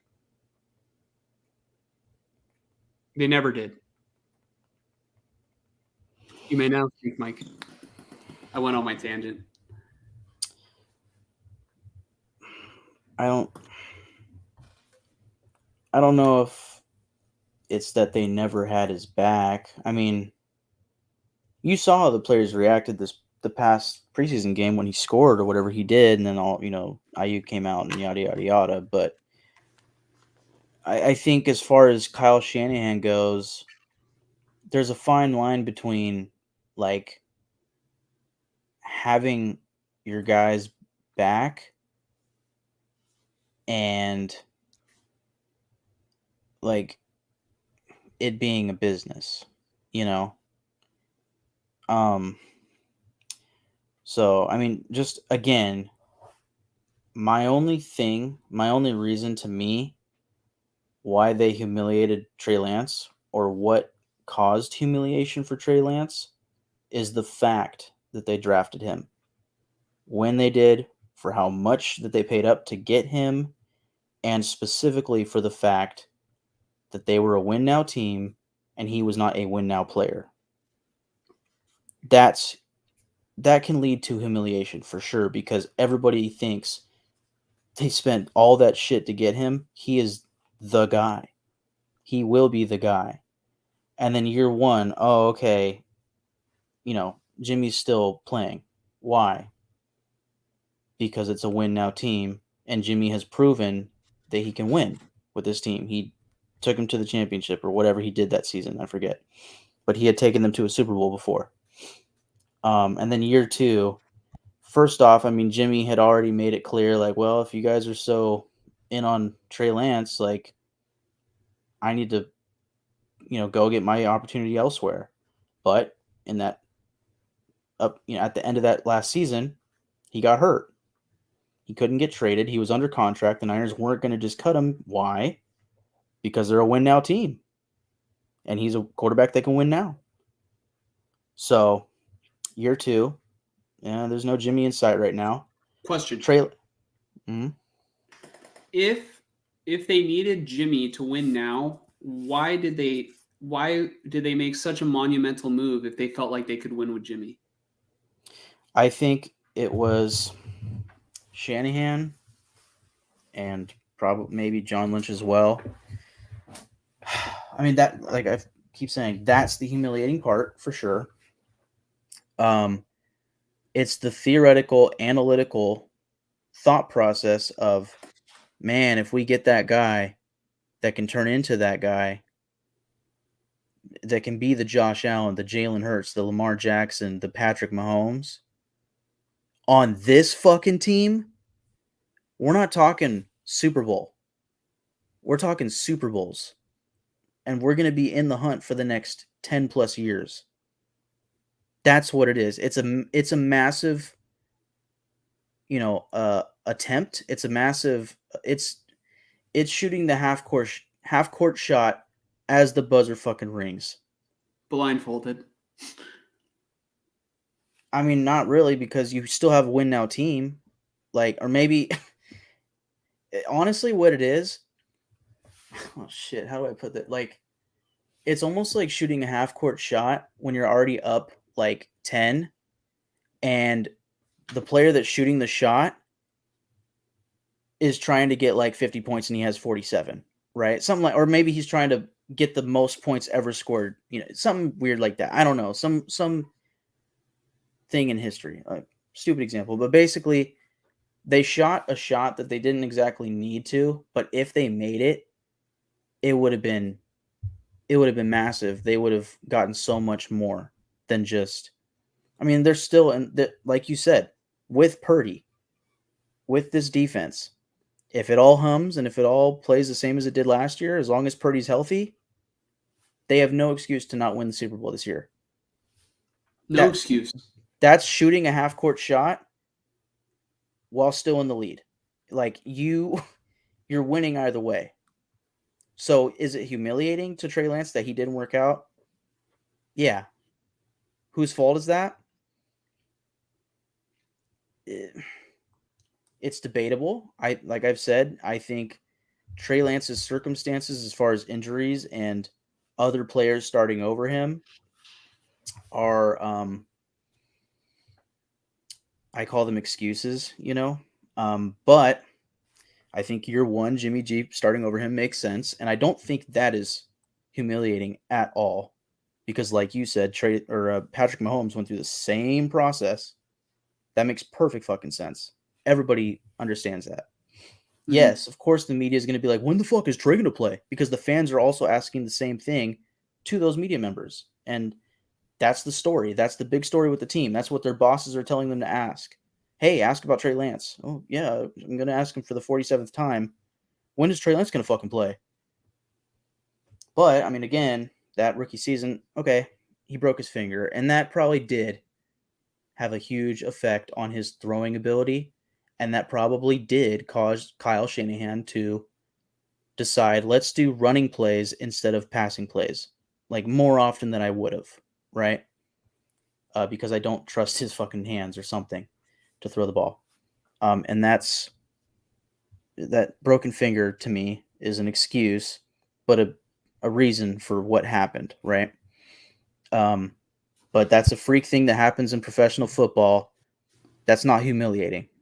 That's just shit happens to me. Second year, Jimmy G's circumstances have changed. He's ready to leave. If he's just healthy, maybe they can trade him. Doesn't happen. Trey starts. He is the starter. It's like, all right, game on. Here we go. Week 2, boom, he gets hurt. Like, we've talked about it. But you mentioned the players patting Jimmy on the head after he scores that very drive after Trey Lance just got carted off the field. And it's like, what, like as if he didn't matter. Well, like anytime you go to a stadium, if you've ever been in a stadium and like a big player gets hurt, I was at the game. This is different, but I was at the game when Derek Carr broke his finger off the snap against the Carolina Panthers. We were up on the Panthers, 2016. We're gaining momentum. The Panthers are coming off a Super Bowl loss, I want to say. And it was like, if we beat this team, like, dude, and Derek Carr was having a crazy year. Like, there was starting to be like chance of like MVP and shit, breaks his fucking finger. You could see it on the replay. His finger hit the ball on the snap, just not right. Wasn't it his pinky? I think it was his index or his ring finger, or maybe it was his pinky. I think it was pinky. But it was throwing hand, so it was like, oh shit. And you felt the air just get sucked out of the stadium, right? And he goes off, on the card. He goes in the locker room, whatever, not on the card, but he went in the locker room. And that was like second quarter. Come back to like the late third quarter. You see him trot back out. Finally, he comes on the field. He starts throwing. It's like, dude, hell yes. This is different because, it wasn't Derek Carr leaving and then the next guy coming in. And then it's like, oh, everybody's all happy. For the Niners circumstance, my point was, you feel it like, oh, shit. Oh, fuck, no. But then the game goes on because that's the business of the game. So then Matt McGloin comes in. It's like, all right, come on, Matt, let's go. And then, okay, if he gets a 3 and out, then we're gonna sit there like, fuck. But what happened in the Niners game? Jimmy G comes in. He leads the drive, scores a touchdown. The players are hyped. Why? Because Jimmy is their boy. And that offseason, George Kittle and probably others were saying, I feel like I would like Jimmy to be the starter right now because we all want to win, right? Wasn't Juszczyk saying that? Kittle, probably other guys, right? They wanted Jimmy G because that they never felt like it should have been changed in the first place. So he comes on the field. Yes, there's a moment where everybody taps Trey Lance in the head. Hey, man, I hope you're good. Whatever they say to him, I'll pray for you. Whatever the fuck they say, right? Good luck, whatever. And then he carts off. He looks sad. He's hurting. It sucks. Everybody, for a fact, all the fans that were in there were going, oh, fuck. Just like Raider fans were in 2016 with Derek Carr. Oh, fuck. No. Like, dude, that's our future. Mm-hmm. Right? But win now with Jimmy, and you did. Right? So I'm not disagreeing that was the reality of the situation. What I'm saying is that just the vibe that it gave off was that when they were so happy and smiling and everything, right after Lance, went down with that horrific injury, it gave off the perception that they finally had the guy in there that they wanted all along playing. Mm. And in turn, when you're a quarterback and when you're a quarterback and you're not putting up production, like this is anybody in the NFL, and the next guy comes in and all of a sudden you're scoring points, it's a bad look for you. And maybe the other guy's better, maybe he's just better that day.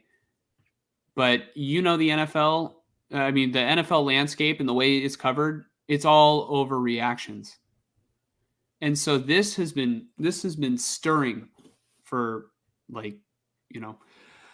it has been stirring for years now, or at least at that time it was a year, and now it's just been boiling because Lance hasn't had another opportunity, and he didn't look good in the Raider game, but looked better as the game went along. But all the headlines were, it was the overreaction of how bad they started in the first 3 drives. Right. I have more. Off of that, like, okay, you go down and then Jimmy comes in, he puts up more numbers, whatever. That's a hit to the ego for sure for Trey Lance, probably. But I can't say that that's humiliating because, as far as perfect excuses go, the first game was a monsoon, and then he comes into the Seahawks game and it was like looking okay, like, yeah, he might win this game, and then he gets hurt and it sucks. Jimmy comes in, the team's rolling because he's done it before. To me, that's not humiliating. That's just what you would expect. I know. I'm agreeing. That's the reality of the situation, but that's not how it was perceived. It was perceived Jimmy good, Trey awful. Right. That's just how the reality was exactly how you laid it. Right. But the perception, and this is why people have the stigma against Lance. It's like, what's funny is the 49ers ended up starting 3-4 after that anyway. Like, they were 1-1 at that point, after Jimmy came in and won the game, and then started 3-4. So it's not like everything was all fine and dandy. Like the team still had to adjust at the beginning of the season, and they weren't playing their best football. The Niners don't typically play their best football until like middle towards the end of the season. So, the media and fans, they're going to attack everybody. That's just a thing. It's all just a matter of what have you done for me lately, So, but even when Lance led 3 scoring drives in a row in the preseason game against the Broncos, the only thing ESPN could say about it was that Lance had another dismal performance for anybody who saw. Like, it's just ridiculous. It's like the media, the national media has just been tearing this kid down, and it doesn't seem like the 49ers have had any interest in doing anything about it. And I sort of want to introduce this comment because I feel like, Coach Ingles kind of feels the same way in terms of he says, I don't think the team had Lance's back or believed in him. His O-line didn't pick him up after sacks, which is true. Trent Williams and Mike McGlinchey walked right by Trey Lance, who was on the ground week 1 against Chicago. There's a clip online, of them doing that. They didn't rally around him. Lance was never voted captain. That is also, a big thing. Makes me think the team was onto something. I don't know about the last part, but I don't know what you mean by the last part. I guess something definitely was fishy, so I kind of get you there. But yeah, I don't think they ever had his back. Well, I think what he's kind of saying is, well, he says they never had his back or believed in him. I mean, I don't know. As far as like with the media and stuff, yeah, you can stick up for a guy for sure. You could, if Brandon Ayuk is just getting crushed with questions about Trey Lance, eventually he might break and be like, "Why do you guys have to ask me so many fucking questions about Trey Lance?" And like say something like, "Dude, he's a fucking human. Like, stop," or something like that. Like, okay, yeah. But otherwise, like, do you really expect Kyle Shanahan to go out of his way to be like, "Hey, like, come on, guys, really?" Like, I just think Shanahan just goes about the business and fucking he's not really about the emotional aspect of it. As far as believing in him, I think that's where the last sentence comes in, which is there might be a reason why they didn't believe in him. Mm-hmm.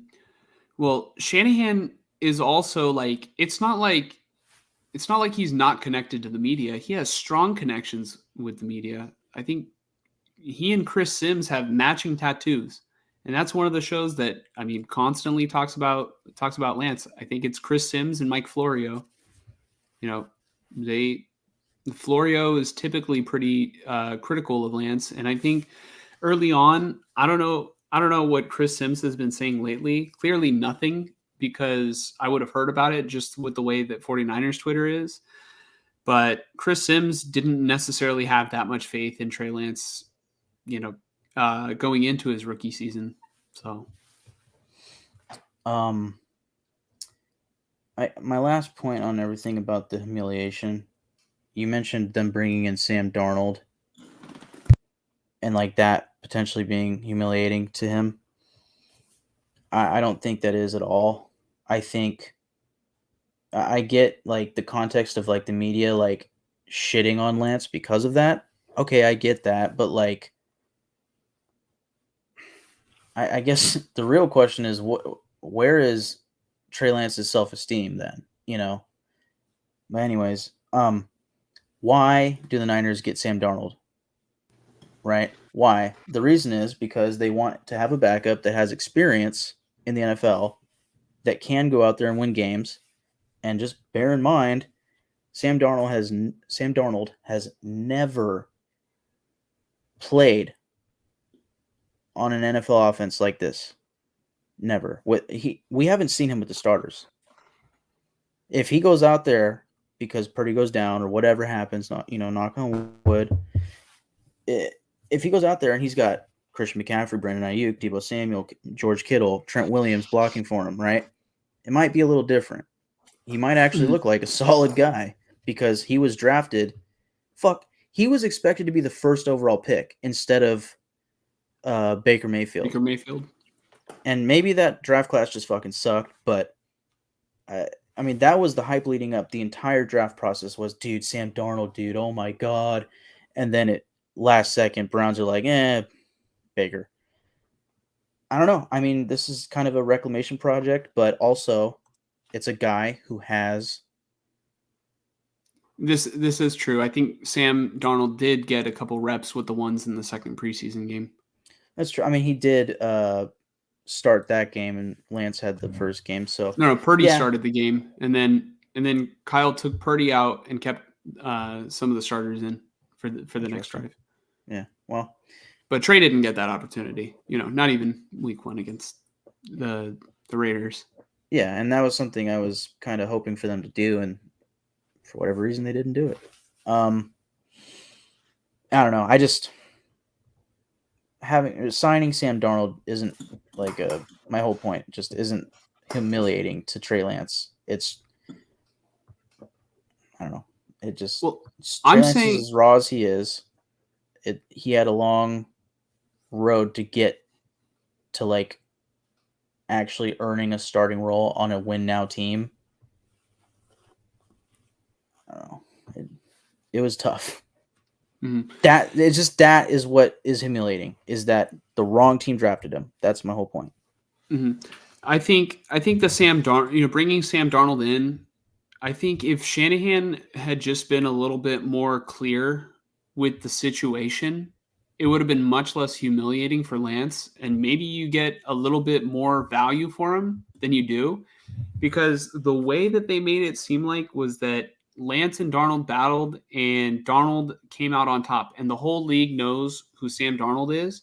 When Shanahan could have easily said, Purdy's our guy, and which he did, and he said, we're bringing in Sam Darnold because we think he might give us a better chance, at a backup quarterback with somebody who has played in the NFL before, and uh, just say that they don't feel comfortable that they are another year removed with Lance not getting the reps he needs to develop, and they might find a new home for him where he might get that opportunity. If he would have just came out and said that to begin with, I think that another team would be like, "Oh, you know what? That makes sense." Now it just seems like, Trey fucking sucks worse than Darnold. Like that's the situation we're kind of in right now. Instead, it could have been, we thought it was going to work out with Trey, but we are now 2 years removed from when we drafted him, and we failed in getting the reps that would get him ready, that would coincide with our team's timeline. So now we have to explore avenues of finding him a place where he can thrive, and where we can, have a backup that, maybe isn't a huge drop off from Trey or something along those lines. Make everybody happy. But I'm gonna get to a couple more comments, and then we'll talk about what happened in the preseason game, and I'll be kind of brief on that too, because it was kind of hard to focus on it. So Coach Ingles said, not trying to throw people under the bus, but certain actions will lose the team. Quarterback not diving after a fumble against Kennedy. We made a move after that game because we and the team lost faith in the quarterback. So what Coach Ingles is referring to was when I was a sophomore in high school, we had a quarterback. I'm not going to name any names because this isn't the place to do it, or humiliate anybody. But we were in a really tight game with one of the schools that we were playing against, Kennedy High School, and the ball was fumbled. I forget if it was like a botched snap, but the ball's right there on the ground, and it sure looked like our quarterback was just uninterested in diving for the ball. And it wasn't necessarily that was the biggest mistake, but I do remember my teammates being very upset, like when they saw it on film after, but also it kind of seemed like that quarterback's attitude about it was just like a whatever. So I can see where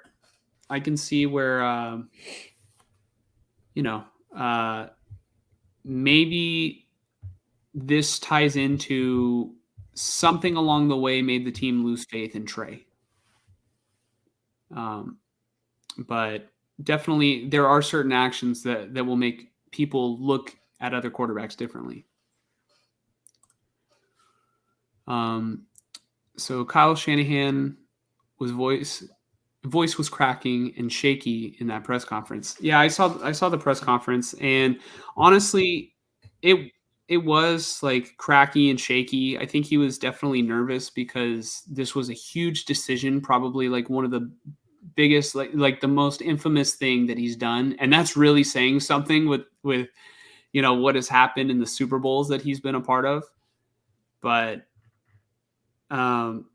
I think that from what it looked like to me, he tried to be as sincere with the media as he could be, which is the right move if you're a coach in that situation.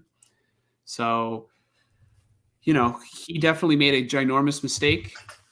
And, he's definitely in a situation right now where he made the mistake and he had to own up to it. So, I wouldn't be proud of it either.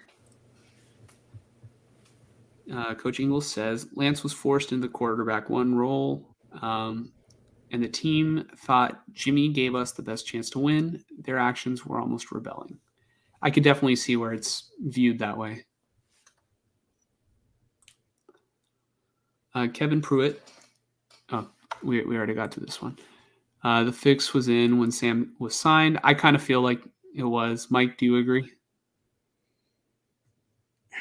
It theoretically could be. Yeah. I mean, once he was signed, it was like pretty soon after that, it's like, yeah, they're going to battle for the QB2 spot. So, but if that's true, then it was up to Lance, Yeah. I feel like, honestly, sorry. I hadn't thought about it until it just randomly clicked and I said it. Whatever made me say it earlier. But maybe the Niners just didn't like Trey Lance's contract relative to signing a guy like Nick Bosa to an extension. And that's something that really says to them, when it comes to the business aspect, we don't need Trey Lance and we need Nick Bosa and we need to get rid of Trey Lance. Mm-hmm. So, yeah, I think I definitely agree with Kevin, though. I think the fix was in because even Ian Rappaport was like, sort of like, yeah, Trey Lance, and Ian Rappaport has connections. Like, I definitely think the writing was on the wall. He came in there knowing that he would get the number 2 job. Yeah, it definitely feels like it. maybe. Because why would Sam Darnold go there to be the number 3? I mean, besides just the fact that, these quarterbacks get injured all the time and I might be able to put out some good film with these playmakers. Yeah, I mean, the interesting aspect is the whole Darnold having the same exact agent as Trey Lance. That's where I could see the fix being in, where it was just kind of communicated on both sides, like, yeah, this is probably going to lead towards Trey Lance not being on the team. Hence, he knew that he was going to get the number 2 job, Darnold. Mm-hmm. Maybe. I don't know. Mm-hmm. So Kevin kind of puts it a little bit better than I was able to necessarily put it, like in terms of like words. Kevin says, Sam being here was basically the team saying, we don't believe in you, which is super humiliating. So I agree with that. I think that's what I was trying to say. All right. Kevin says the quarterback competition was a sham. Otherwise, how could you decide a winner before the preseason was over? Yeah. I think Shanahan had his mind made up, if not all along, but a long time ago. I don't think he had a shot at Darnold. I mean, the Raider game was pretty bad for Lance. Yeah, so, but it all revolving back to Coach's initial comments about decision making and making the right reads and all of that. Mm-hmm. I have always wondered that for Trey Lance. And bear in mind, he is extremely raw and he's had little chance to get experience in the league. So if you want to label it as, oh, it was a sham, the fix was in, okay, but there's probably a reason for that, Mm-hmm. I mean, say what you want about the way that Trey looked and the way that Sam looked in their preseason games, but I think Sam Darnold has only led like 2 scoring drives during the entire preseason, and Trey led 3 back-to-back scoring drives against the Broncos. In what if quarter? I'm remembering, in one quarter, if I'm remembering what correctly. Quarter? In the 4th. And then also there was a score. I mean, okay. the touchdown should have been an interception against the Raiders, but that's another scoring drive. So I mean, you take it with a grain of salt. But Darnold has only led 2 in 3 games, and Lance has led 4 in 2. Yeah, I'd honestly like for you and I to go back to our first podcast. I want to say it was in there when we talked about the QB situation with San Francisco, and I mentioned, that the contracts for these quarterbacks might have a huge effect on where they decide to go, right? And I had said I felt that it should have been a competition between Purdy and Lance, right? And then you decide who should start. And yeah, that is less humiliating than him battling with Darnold for the number 2 job and losing that, for sure. But I think when you look at the contracts, okay, they signed Darnold. It was never guaranteed that Darnold's going to be good. It still isn't, right? Obviously. And he's only on a 1 or 2 year deal. Sam? Darnold. He's on a 1-year deal. So like if let's just say he gets in there and works out and puts out really good film, you're going to have to fucking pay Darnold. Mm-hmm. Whereas if Lance, I felt like they were close, and Shanahan said they were close. If Lance would have worked out, you don't have to pay him for another couple of years. Yeah, and you also have the 5th-year option. So you're giving reps to a guy who probably will not be here next year. Yeah, I think what this all really comes down to is their undying faith in Brock Purdy, who has, including this season, 3 more years on his rookie contract that's worth like probably $800K per year against the cap. Like that's where all of this, not specifically his contract, it's Brock Purdy's play, but you pair that with his extremely cheap contract, that is what really helps in winning now, especially if he is efficient and wins games. So. Mm-hmm. So I'm going to get to the last of the comments, and then we're going to get, just sort of recap the Chargers game real quick and then get out of here.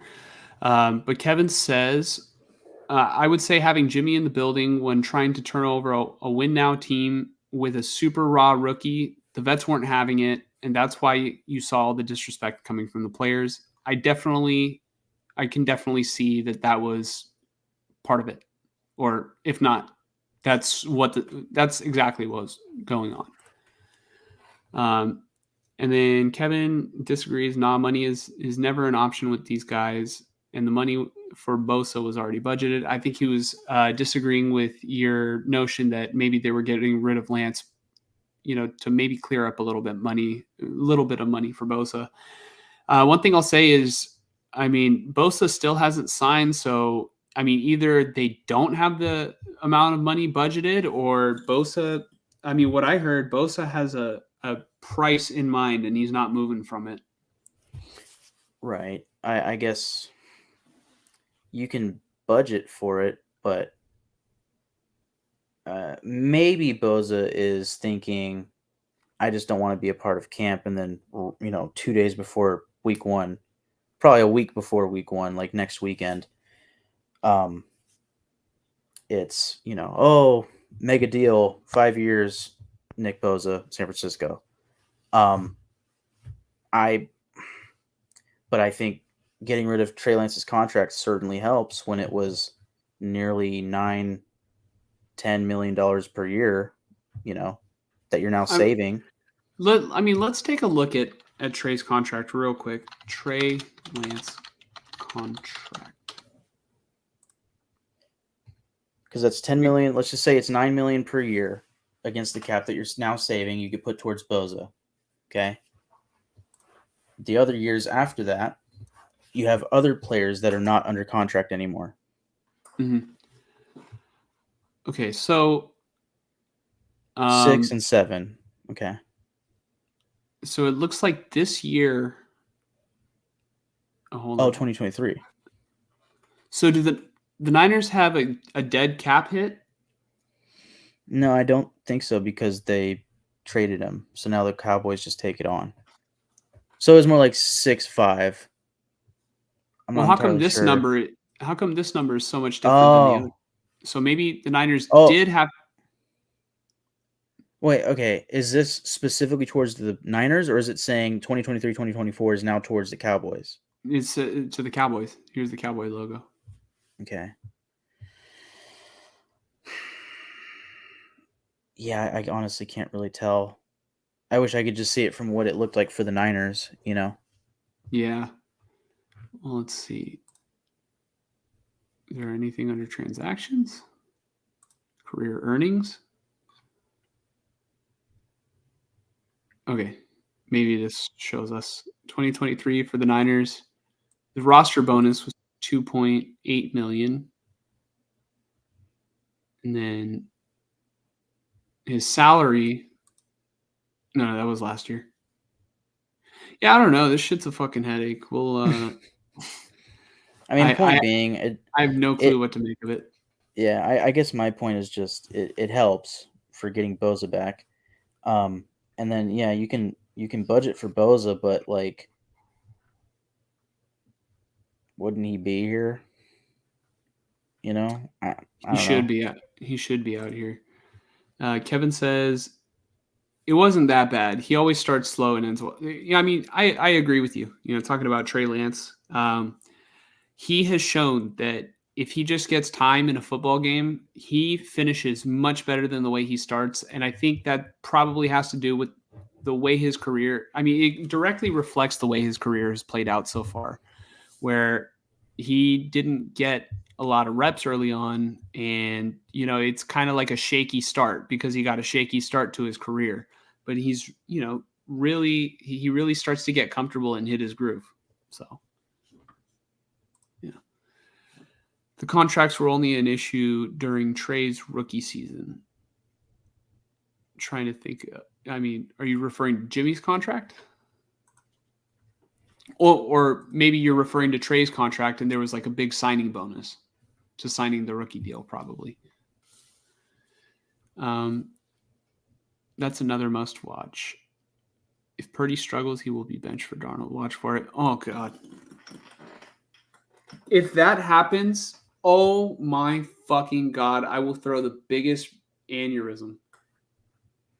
I will literally, I'll throw the biggest tantrum and I will have a brain aneurysm because, like, you could have just fucking kept Lance to hedge your bets on Purdy and then finally given Lance the reps that he deserves. Like, this is kind of what I was telling Mike last week. Mike, do you remember when I was like, it doesn't matter who wins quarterback 2? I'm like, if the season kind of goes down the shitter, then Lance would get his opportunity. But if the season is successful, to give Darnold because Darnold's at least played NFL games. Yeah. Kevin says that's Bosa holding out. Plus, money comes off the books when they do extend them. The Cowboys took over the contract completely. That's my understanding as well. And Jimmy was due a lot of money that year. So talking about the cap hit during Trey's rookie season. All right. So I'm going to go ahead and recap the 49ers versus Chargers preseason game. And like I said, I'm going to keep this pretty brief because honestly, I didn't really get, like, I saw the game and it was just kind of hard to focus on the final preseason game when the one player you were really looking forward to watch over the past 3 years, like, you just want to fucking find out about this player. And he gets traded right before the game. And it was like super big news. So it was like hard to really pay attention. Well, I was paying attention, but like just kind of focus on like what's going on. But Purdy and the starters, they looked great again. They fumbled in the end zone, so probably should have had 2 touchdowns. It was either Jordan Mason or Ty Davis Price. I think it was Jordan Mason. He fumbled in the end zone. So I think Jordan Mason has to hold on to the football. I mean, clearly. I heard that he has fumbled a couple times in camp. or at least once in camp. So, I mean, you're not gonna play your way into some playing time on this team if fumbling the ball is going to be a constant issue. That is a like a first class ticket to Kyle Shanahan's doghouse. Yeah. As for the rest of the offense, Purdy looked great. He had a rushing touchdown, and Purdy was Purdy, and I think that is also very encouraging to see. And I think it's great. If Purdy just keeps playing the way that he's playing, this offense is going to score a shit ton of points. I really do believe if he plays at the same level that he played at last year, the 49ers don't have anything to worry about. But I will still be upset with the whole Lance situation because of what could have been for so many years, or at least for a couple of years. And then also, Lance's story isn't done in the NFL too, but we already got enough out. Talking about Trey Lance. Other people who stood out to me was like Sam Darnold. I don't think he played that well. I feel like Sam Darnold had like he had one throw that was like really good to Willie Snead in the end zone for a touchdown. Like that was a great play. On the play before that, he threw a boneheaded fucking play. He was rolling out to the left and he was looking for the receiver in the end zone, and he threw a pass literally right at the goal line that should have been intercepted. It was like imagine Joe Montana, but going the opposite direction, looking, and then Sam Darnold's just staring at a defender that's double covered. I mean, staring at a wide receiver that's double covered, and then throws it, and the defender just drops it. Like, I have no clue why he decided to throw that football, but that's just one play. The story of Sam Darnold's other throw that I alluded to that was good was the throw, and Mike, you saw this, to Chris Conley. And, I think it was a better catch than it was a throw, but definitely the throw's got to be there for Conley to even have the opportunity to lay out and make that catch. So I thought, the pass was beautiful. Conley made an even better play on it. And honestly, for a guy who just won the quarterback 2 job, Darnold kind of proved to me like, man, Kyle Shanahan should have waited until after this preseason game. But that's the thing. Shanahan's stubborn. He's already got his mind made up and didn't even want to see what Lance had to do in the 3rd preseason game. Like Lance got better from game 1 to game 2. And I don't know if he was just afraid that Lance was going to make the decision harder for him, so he would rather just cut ties beforehand. But we didn't get to see that unfold. And Darnold looked like a guy. Sam Darnold looked like Sam Darnold. Whether it was on the Jets, the Panthers, he looked like Sam Darnold, which is not a good thing in my opinion. Well, I think the one thing, like with not playing Trey, for one thing, if he gets injured, you have to put him on IR, and then you're stuck with him. Nobody's going to trade for him. 2,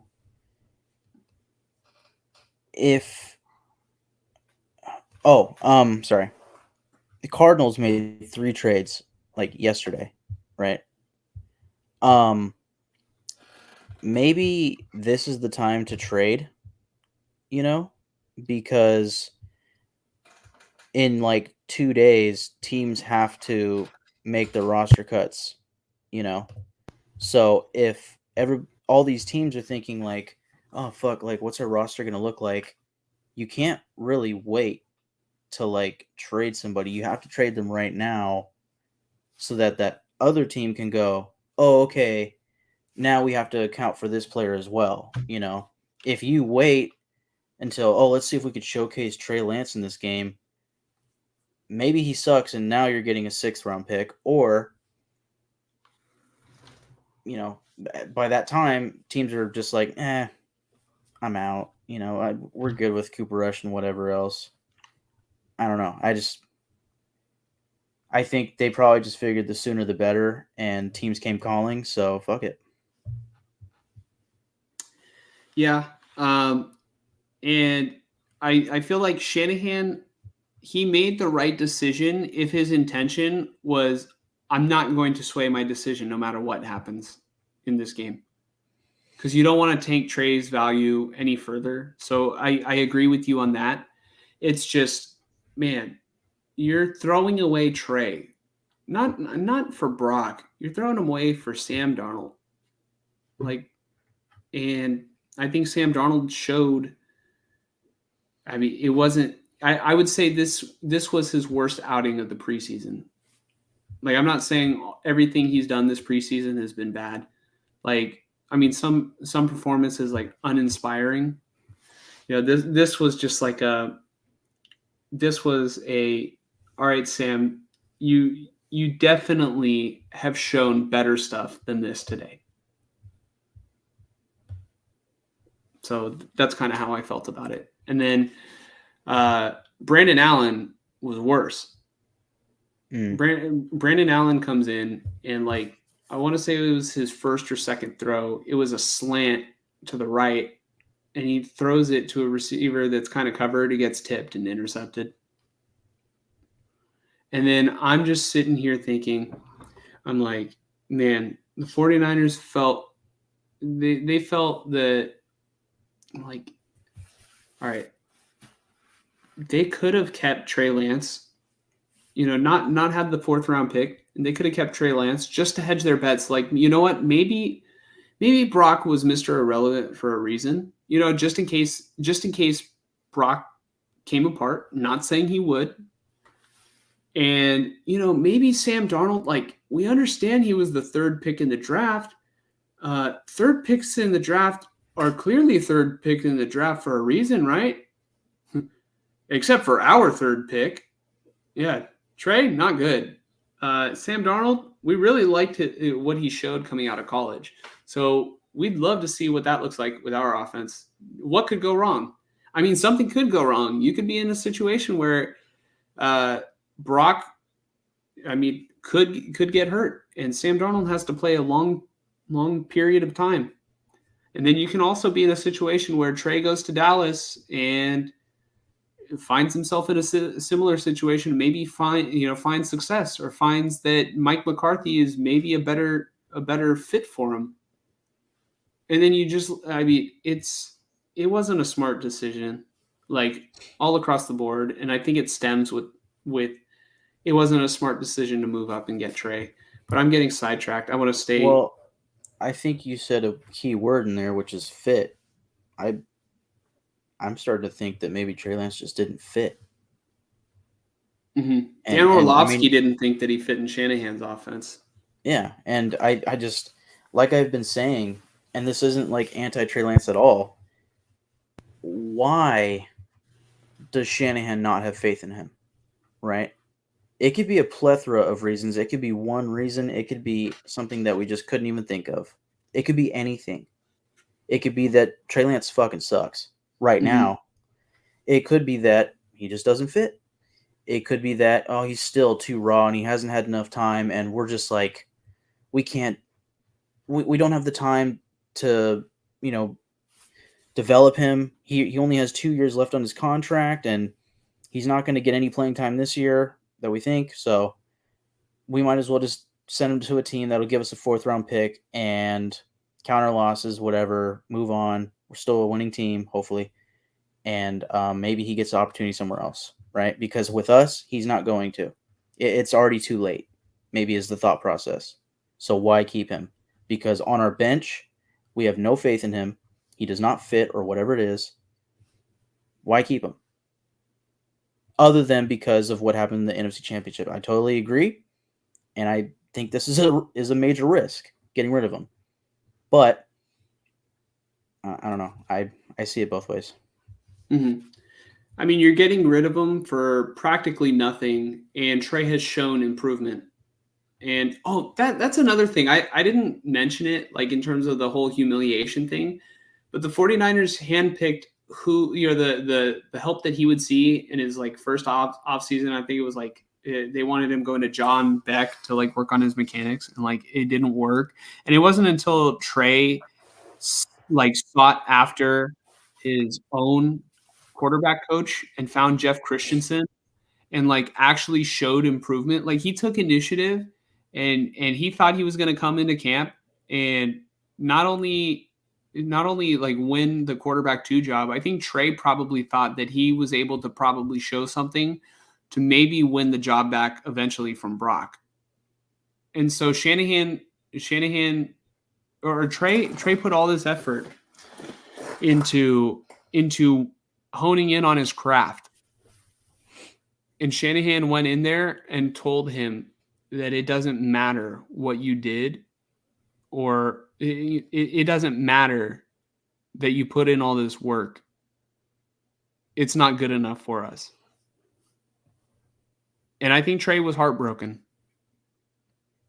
I really think he was heartbroken. And maybe he cried in Shanahan's office. I don't know how this situation went down. But with what Trey has been through, that's another thing. Trey put in all this effort and thought that he was holding out hope that they weren't just wasting his time and that it could work out. And Shanahan had to break that news to him. So, I mean, just shitty there, but getting.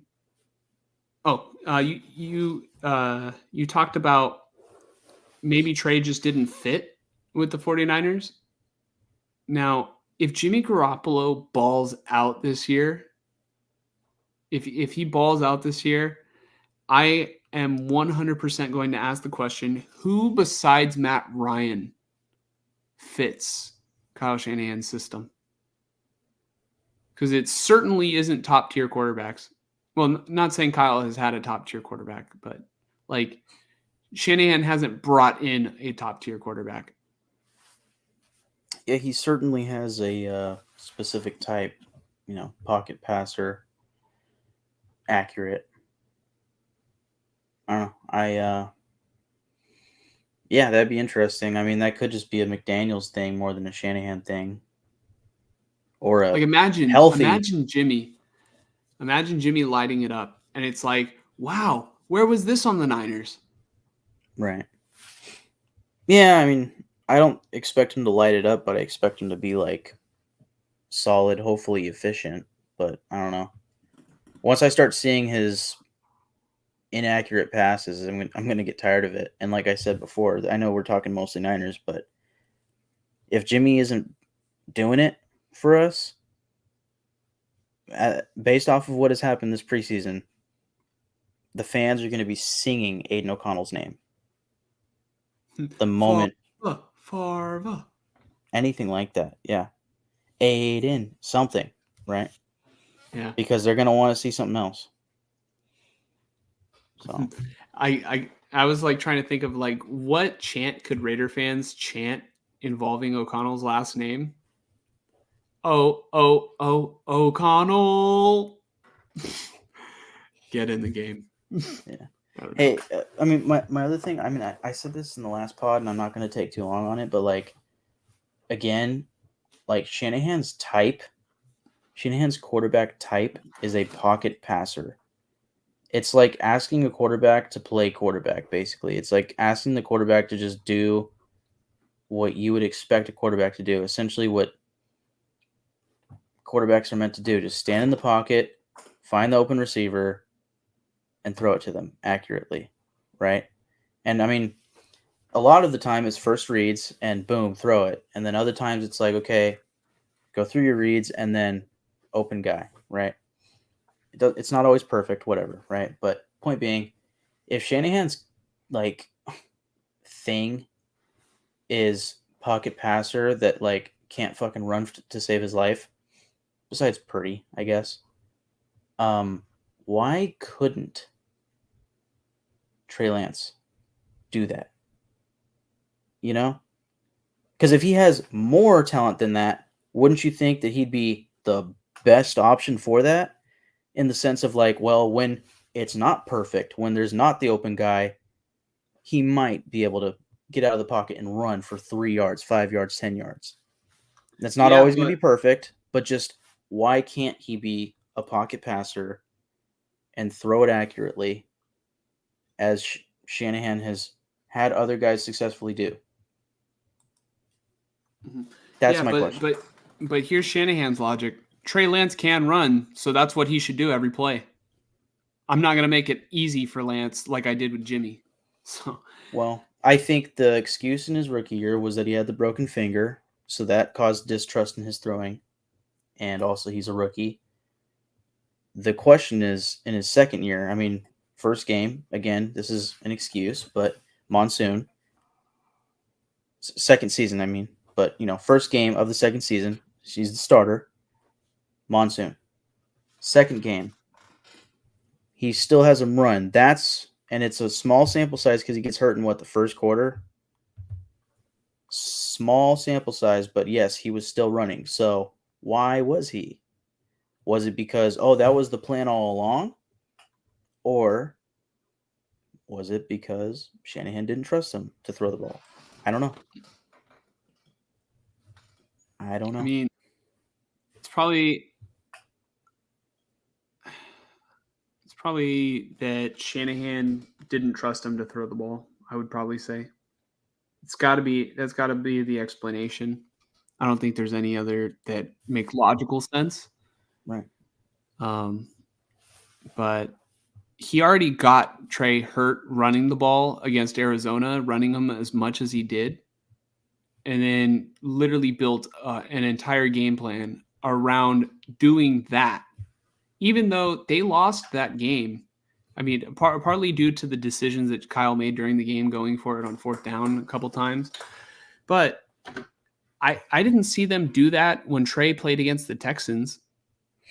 And Trey really settled in and showed improvement during that game. So I don't know why you wouldn't just like try and bring him along and give him some easy throws to build up his confidence, and then, work into some more complicated stuff and ease him in that way, instead of just like, hey, you know what? You know how running backs don't last long in the NFL? We're going to do that for you. Yeah, I'm gonna get to a couple comments, and then, oh, you know what? Before I get to the comments, we'll finish with comments. I just want to say, um, like I sort of want to wrap up, like, the preseason game. But both the running backs looked really good, but as I was saying, Brandon Allen, I didn't think he looked good, and I'm like, God forbid that Purdy and God forbid that Sam Darnold go down. But otherwise, Debo looked good. Ayuk looked good. I don't think Kittle played. Trent Williams didn't play. I think Kittle did play. From what I saw on X, I don't I saw that remember. I saw that he might have played, but I remember seeing him on the sideline. So, mm, yeah, I don't know. But, I mean, Brandon Allen, there. Let's just pray he never has to see the field. But other than that, I was more focused on, man, what is Kyle going to say in that press conference after? yeah. Yeah, I was curious too because I figured the way it came off at first was, oh, the day before they trade him, he goes to KMBR or whatever, like a radio network where he's not getting questioned by like 12 to 25 people. It's just like one person, and he kind of gives his own answers. And then during the game, John Lynch comes on in the booth for the broadcast, and it's like they ask him one question about Trey Lance getting traded, and then he just explains it like, "Oh yeah, we felt this, blah blah blah. Good luck to Trey," and then it's like, "So on to Brandon Allen," and they start talking about Brandon Allen. It's like, okay, are you really going to get grilled like that? No. So I was curious to see how it would go, and I mean, yeah, Well, we got the also, one it's like comment. We these got the people one are comment to hired say by the that. team. Sorry. Yeah, no, exactly. You're good. We got that one comment to say that Shanahan's voice was shaky and stuff. He was probably nervous about it. So they knew what they were doing yesterday, and I don't think they wanted to face the music until they absolutely had to, which was post game. Mm-hmm. I'm gonna get to some comments, and then I think the show's over. So Kevin says Kyle has shown me one thing during his 7 years here: he's not loyal to any quarterback. So, I mean, this is 100% true, and it's unfortunate. I want to have a guy. You know, my dream is to have a 49er quarterback to uh, where I can say, yeah, that's the guy, and I don't ever have to worry about looking for another guy. Yeah. And I'm hoping that Purdy can be that that player. Just one thing about this comment. This is absolutely true, but that doesn't mean that it has to be a bad thing. You have to think about the team's best interests at all times. And sometimes that means a certain quarterback might not be a part of the future. And whether that's Jimmy or that's Trey, or in 2-3 years, that's Brock Purdy because they drafted another guy. Who knows, right? I mean, at the end of the day, you're trying to win a Super Bowl, and you got to make moves to go do that. And I think at the time when they drafted Trey Lance, although it was a flawed decision and it was flawed in the way that they went about it, the thought was we could turn this guy into the next, well, really Trey Lance, because I don't think he was going to be like a Josh Allen or a Lamar Jackson or a Pat Mahomes, but something in the middle there where he's that Trey Lance guy. And then it's like, oh my God, you would never have to worry about him not being loyal to him because he's that fucking guy. Mm-hmm. But Shanahan is strict. I think he's clearly very consistent in his ways. Stubborn. And yeah, stubborn. And you would have to be one of those top 5 to 10 quarterbacks in the league for him to have actual loyalty to you. And also, you have to fucking win. And yes, Jimmy Garoppolo did that, but I think there was probably a time for most Niner fans when they would think, all right, Jimmy's not really doing it. Probably especially towards the end in the championship game against the Rams. Mm-hmm. So what I'll say is I want to add on to Kevin's comment because you said it's not necessarily a bad thing, but one thing that is directly tied to this that is a bad thing is Kyle has shown during his 7 years here that he doesn't know shit about evaluating quarterback because he keeps bringing guys that he keeps having to cycle through. So yes, it's good if he's not loyal to any quarterback if they're not the one, but he hasn't found the one, and it's been 7 years. So, or we're in year 7. And Kevin also says, I have no doubt in Purdy. I just don't trust Kyle to keep him healthy. I'm with you there. I really think Purdy has shown a lot of promise, and it's really up to the offensive line and Kyle Shanahan to protect him, or for him to use his legs to protect himself, because the coach has shown with the other guys, he's not going to do you any favors.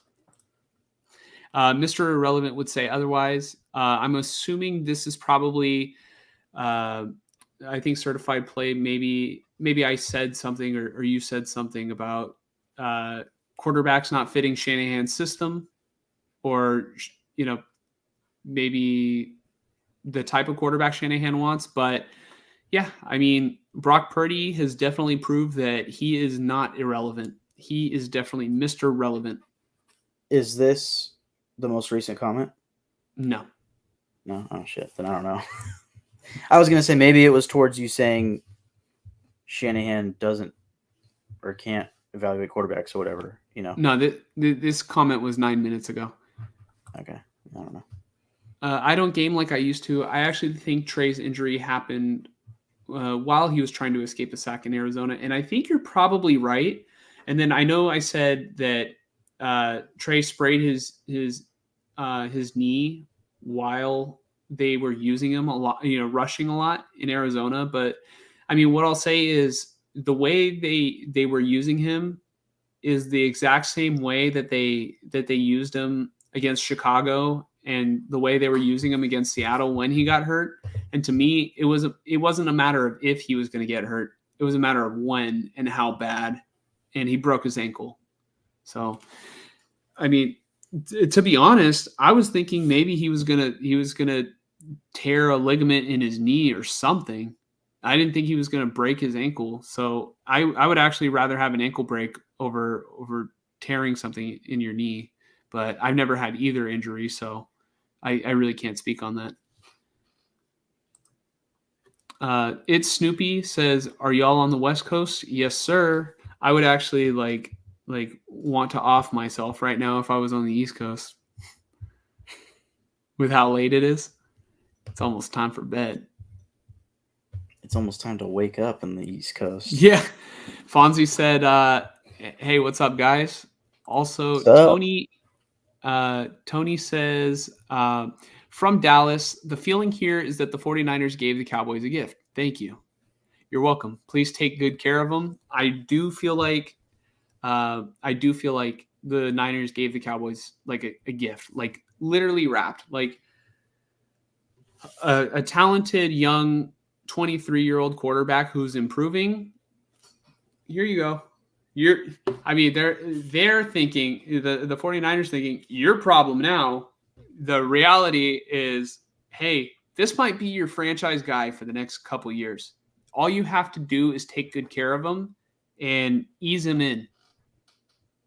Like there will definitely be some growing pains, but it's what you have. It's what you had to go through when you first got Lance, and nothing's changed since then. What the Niners gave the Cowboys is the greatest chance to not have to draft a quarterback when you're done with Dak Prescott. Yeah. And have a guy who could potentially end up being better than Dak Prescott. Mm-hmm. That's the gift that you got for a fourth rounder. So, yeah. By the way, Tony, thank you for checking out the stream, even though you're from Dallas. Yeah, and everybody else. Yeah, everyone. We really appreciate it. DGX915 says, "We have to admit he was outplayed by Purdy. However, we took a big loss with the picks that we gave up. Let this be an example of a draft pick that never reached its potential." Yeah, I do agree. Purdy definitely outplayed Lance with the opportunity that Purdy was given after Lance got injured. Nobody can deny that. I do think Purdy got a better situation. He got to play with Kittle. He got to play with McCaffrey, and Debo was in a little bit better shape at that point in the season than he was at the beginning when he was holding out for his contract. Debo came into camp out of shape after he finally signed his extension. And then also the game plan was like very different. I think Brock Purdy would have gotten hurt if he was used the same way that Trey was. So, and Brock can run. Brock has shown that he can run and escape. So thank God that they pivoted back to the Jimmy offense when Brock got in there, and Kyle Shanahan wasn't just like, well, I don't trust Brock throwing either. And to just decide, you know what, we're going to use Trey the same way. I mean, we're going to use Brock the same way that we did Trey. Kevin says, if we don't win it this year, get ready for I have a strong feeling that if Brock doesn't work out, that's exactly where we're going to go to with quarterback next year. I can almost guarantee it. I don't know. I could definitely see it like as a last ditch effort for sure, but financially I'm not sure.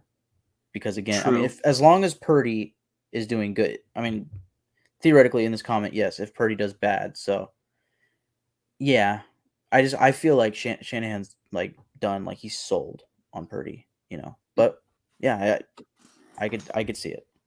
Mhm. It's Snoopy says it's almost 5 a.m. here in Brooklyn, New York. Oh man. Man.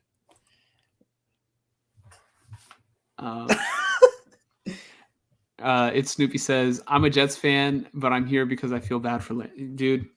I feel so bad for Trey Lance, and we really appreciate you checking us out all the way from New York, and just kind of hanging out in the comment section, sharing your thoughts.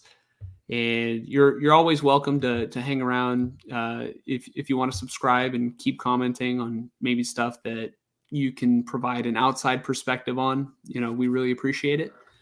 And the Jets are on the way up. That and also the Raiders play the Jets this year, so we'll be talking about them later in like 8 weeks from now or something. Yeah, and the Niners are also playing the Jets this year in the second Sunday of February.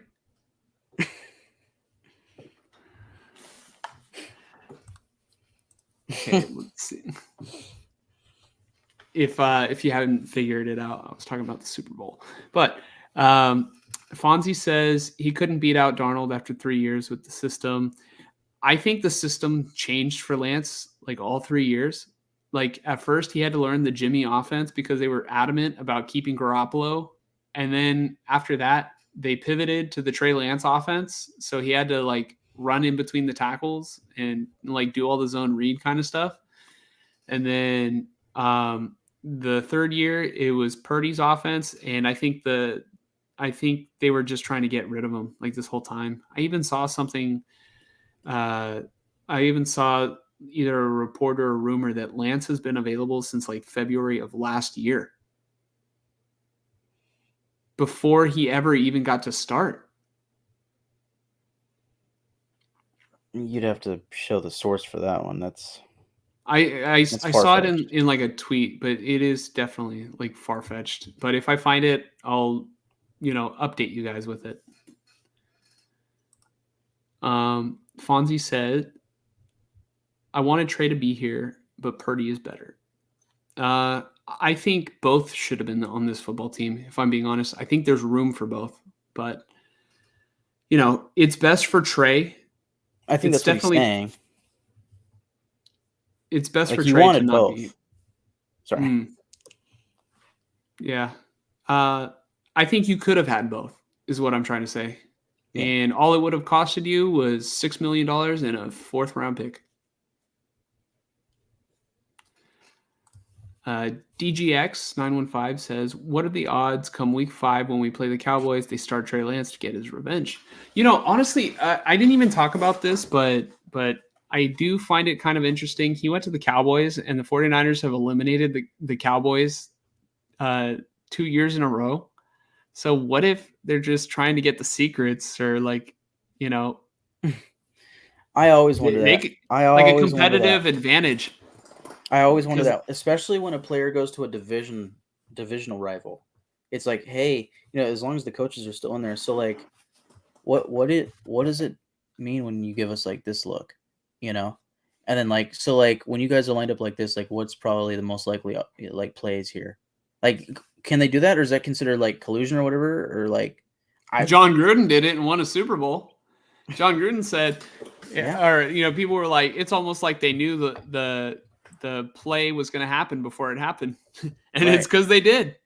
Yeah, so I don't know. That just seems crazy. Like, if I'm the Raiders, I'm signing a Charger, a Chief, and a Bronco.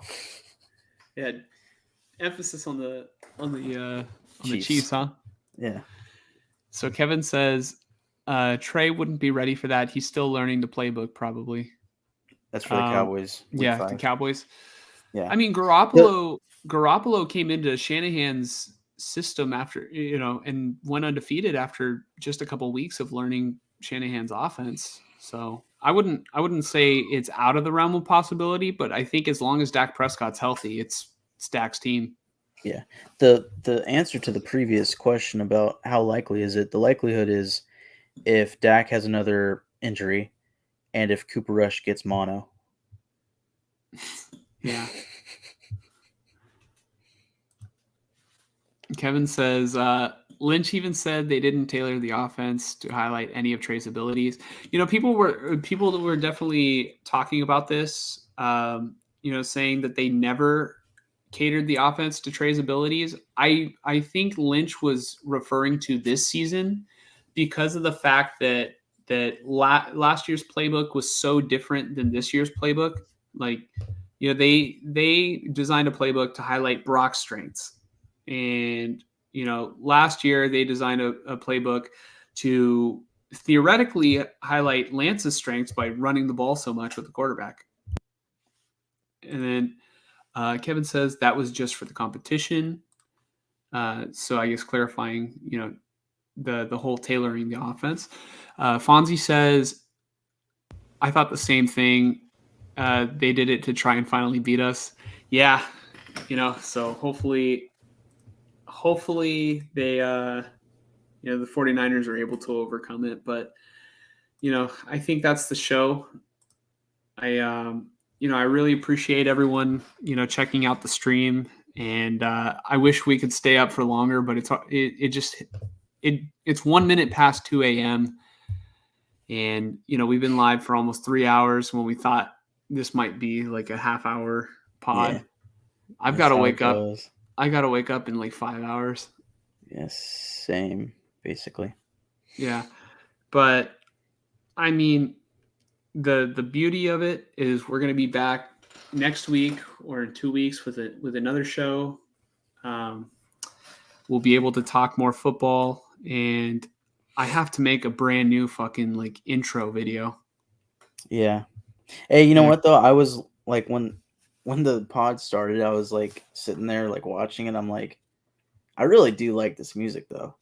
Dude, all right. I was thinking the fucking same thing, but I wasn't gonna like start off. I wasn't gonna start off our episode like with hey, before we get started. Like, no, I was like, dude, it's like the perfect song that we can just like interchange different clips to kind of show the story of what's going on right now. Yeah.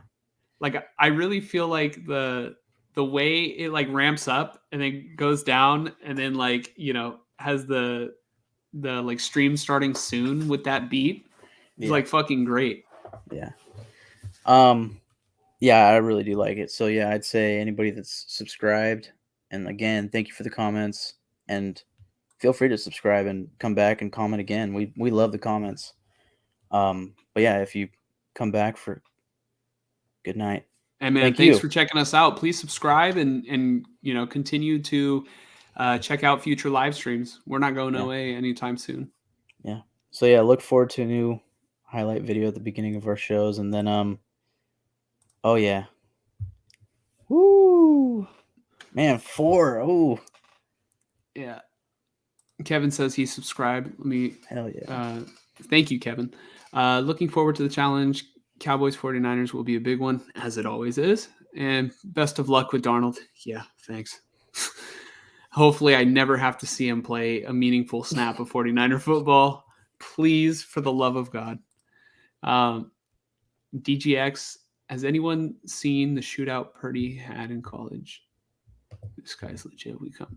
I need to check that out. So if you could comment after we're done with this live stream, maybe leave like a comment that's going to stay on the video. I would love for you to like drop the link to that, and I'll take a look at it like whenever I get a chance. I would love to see that.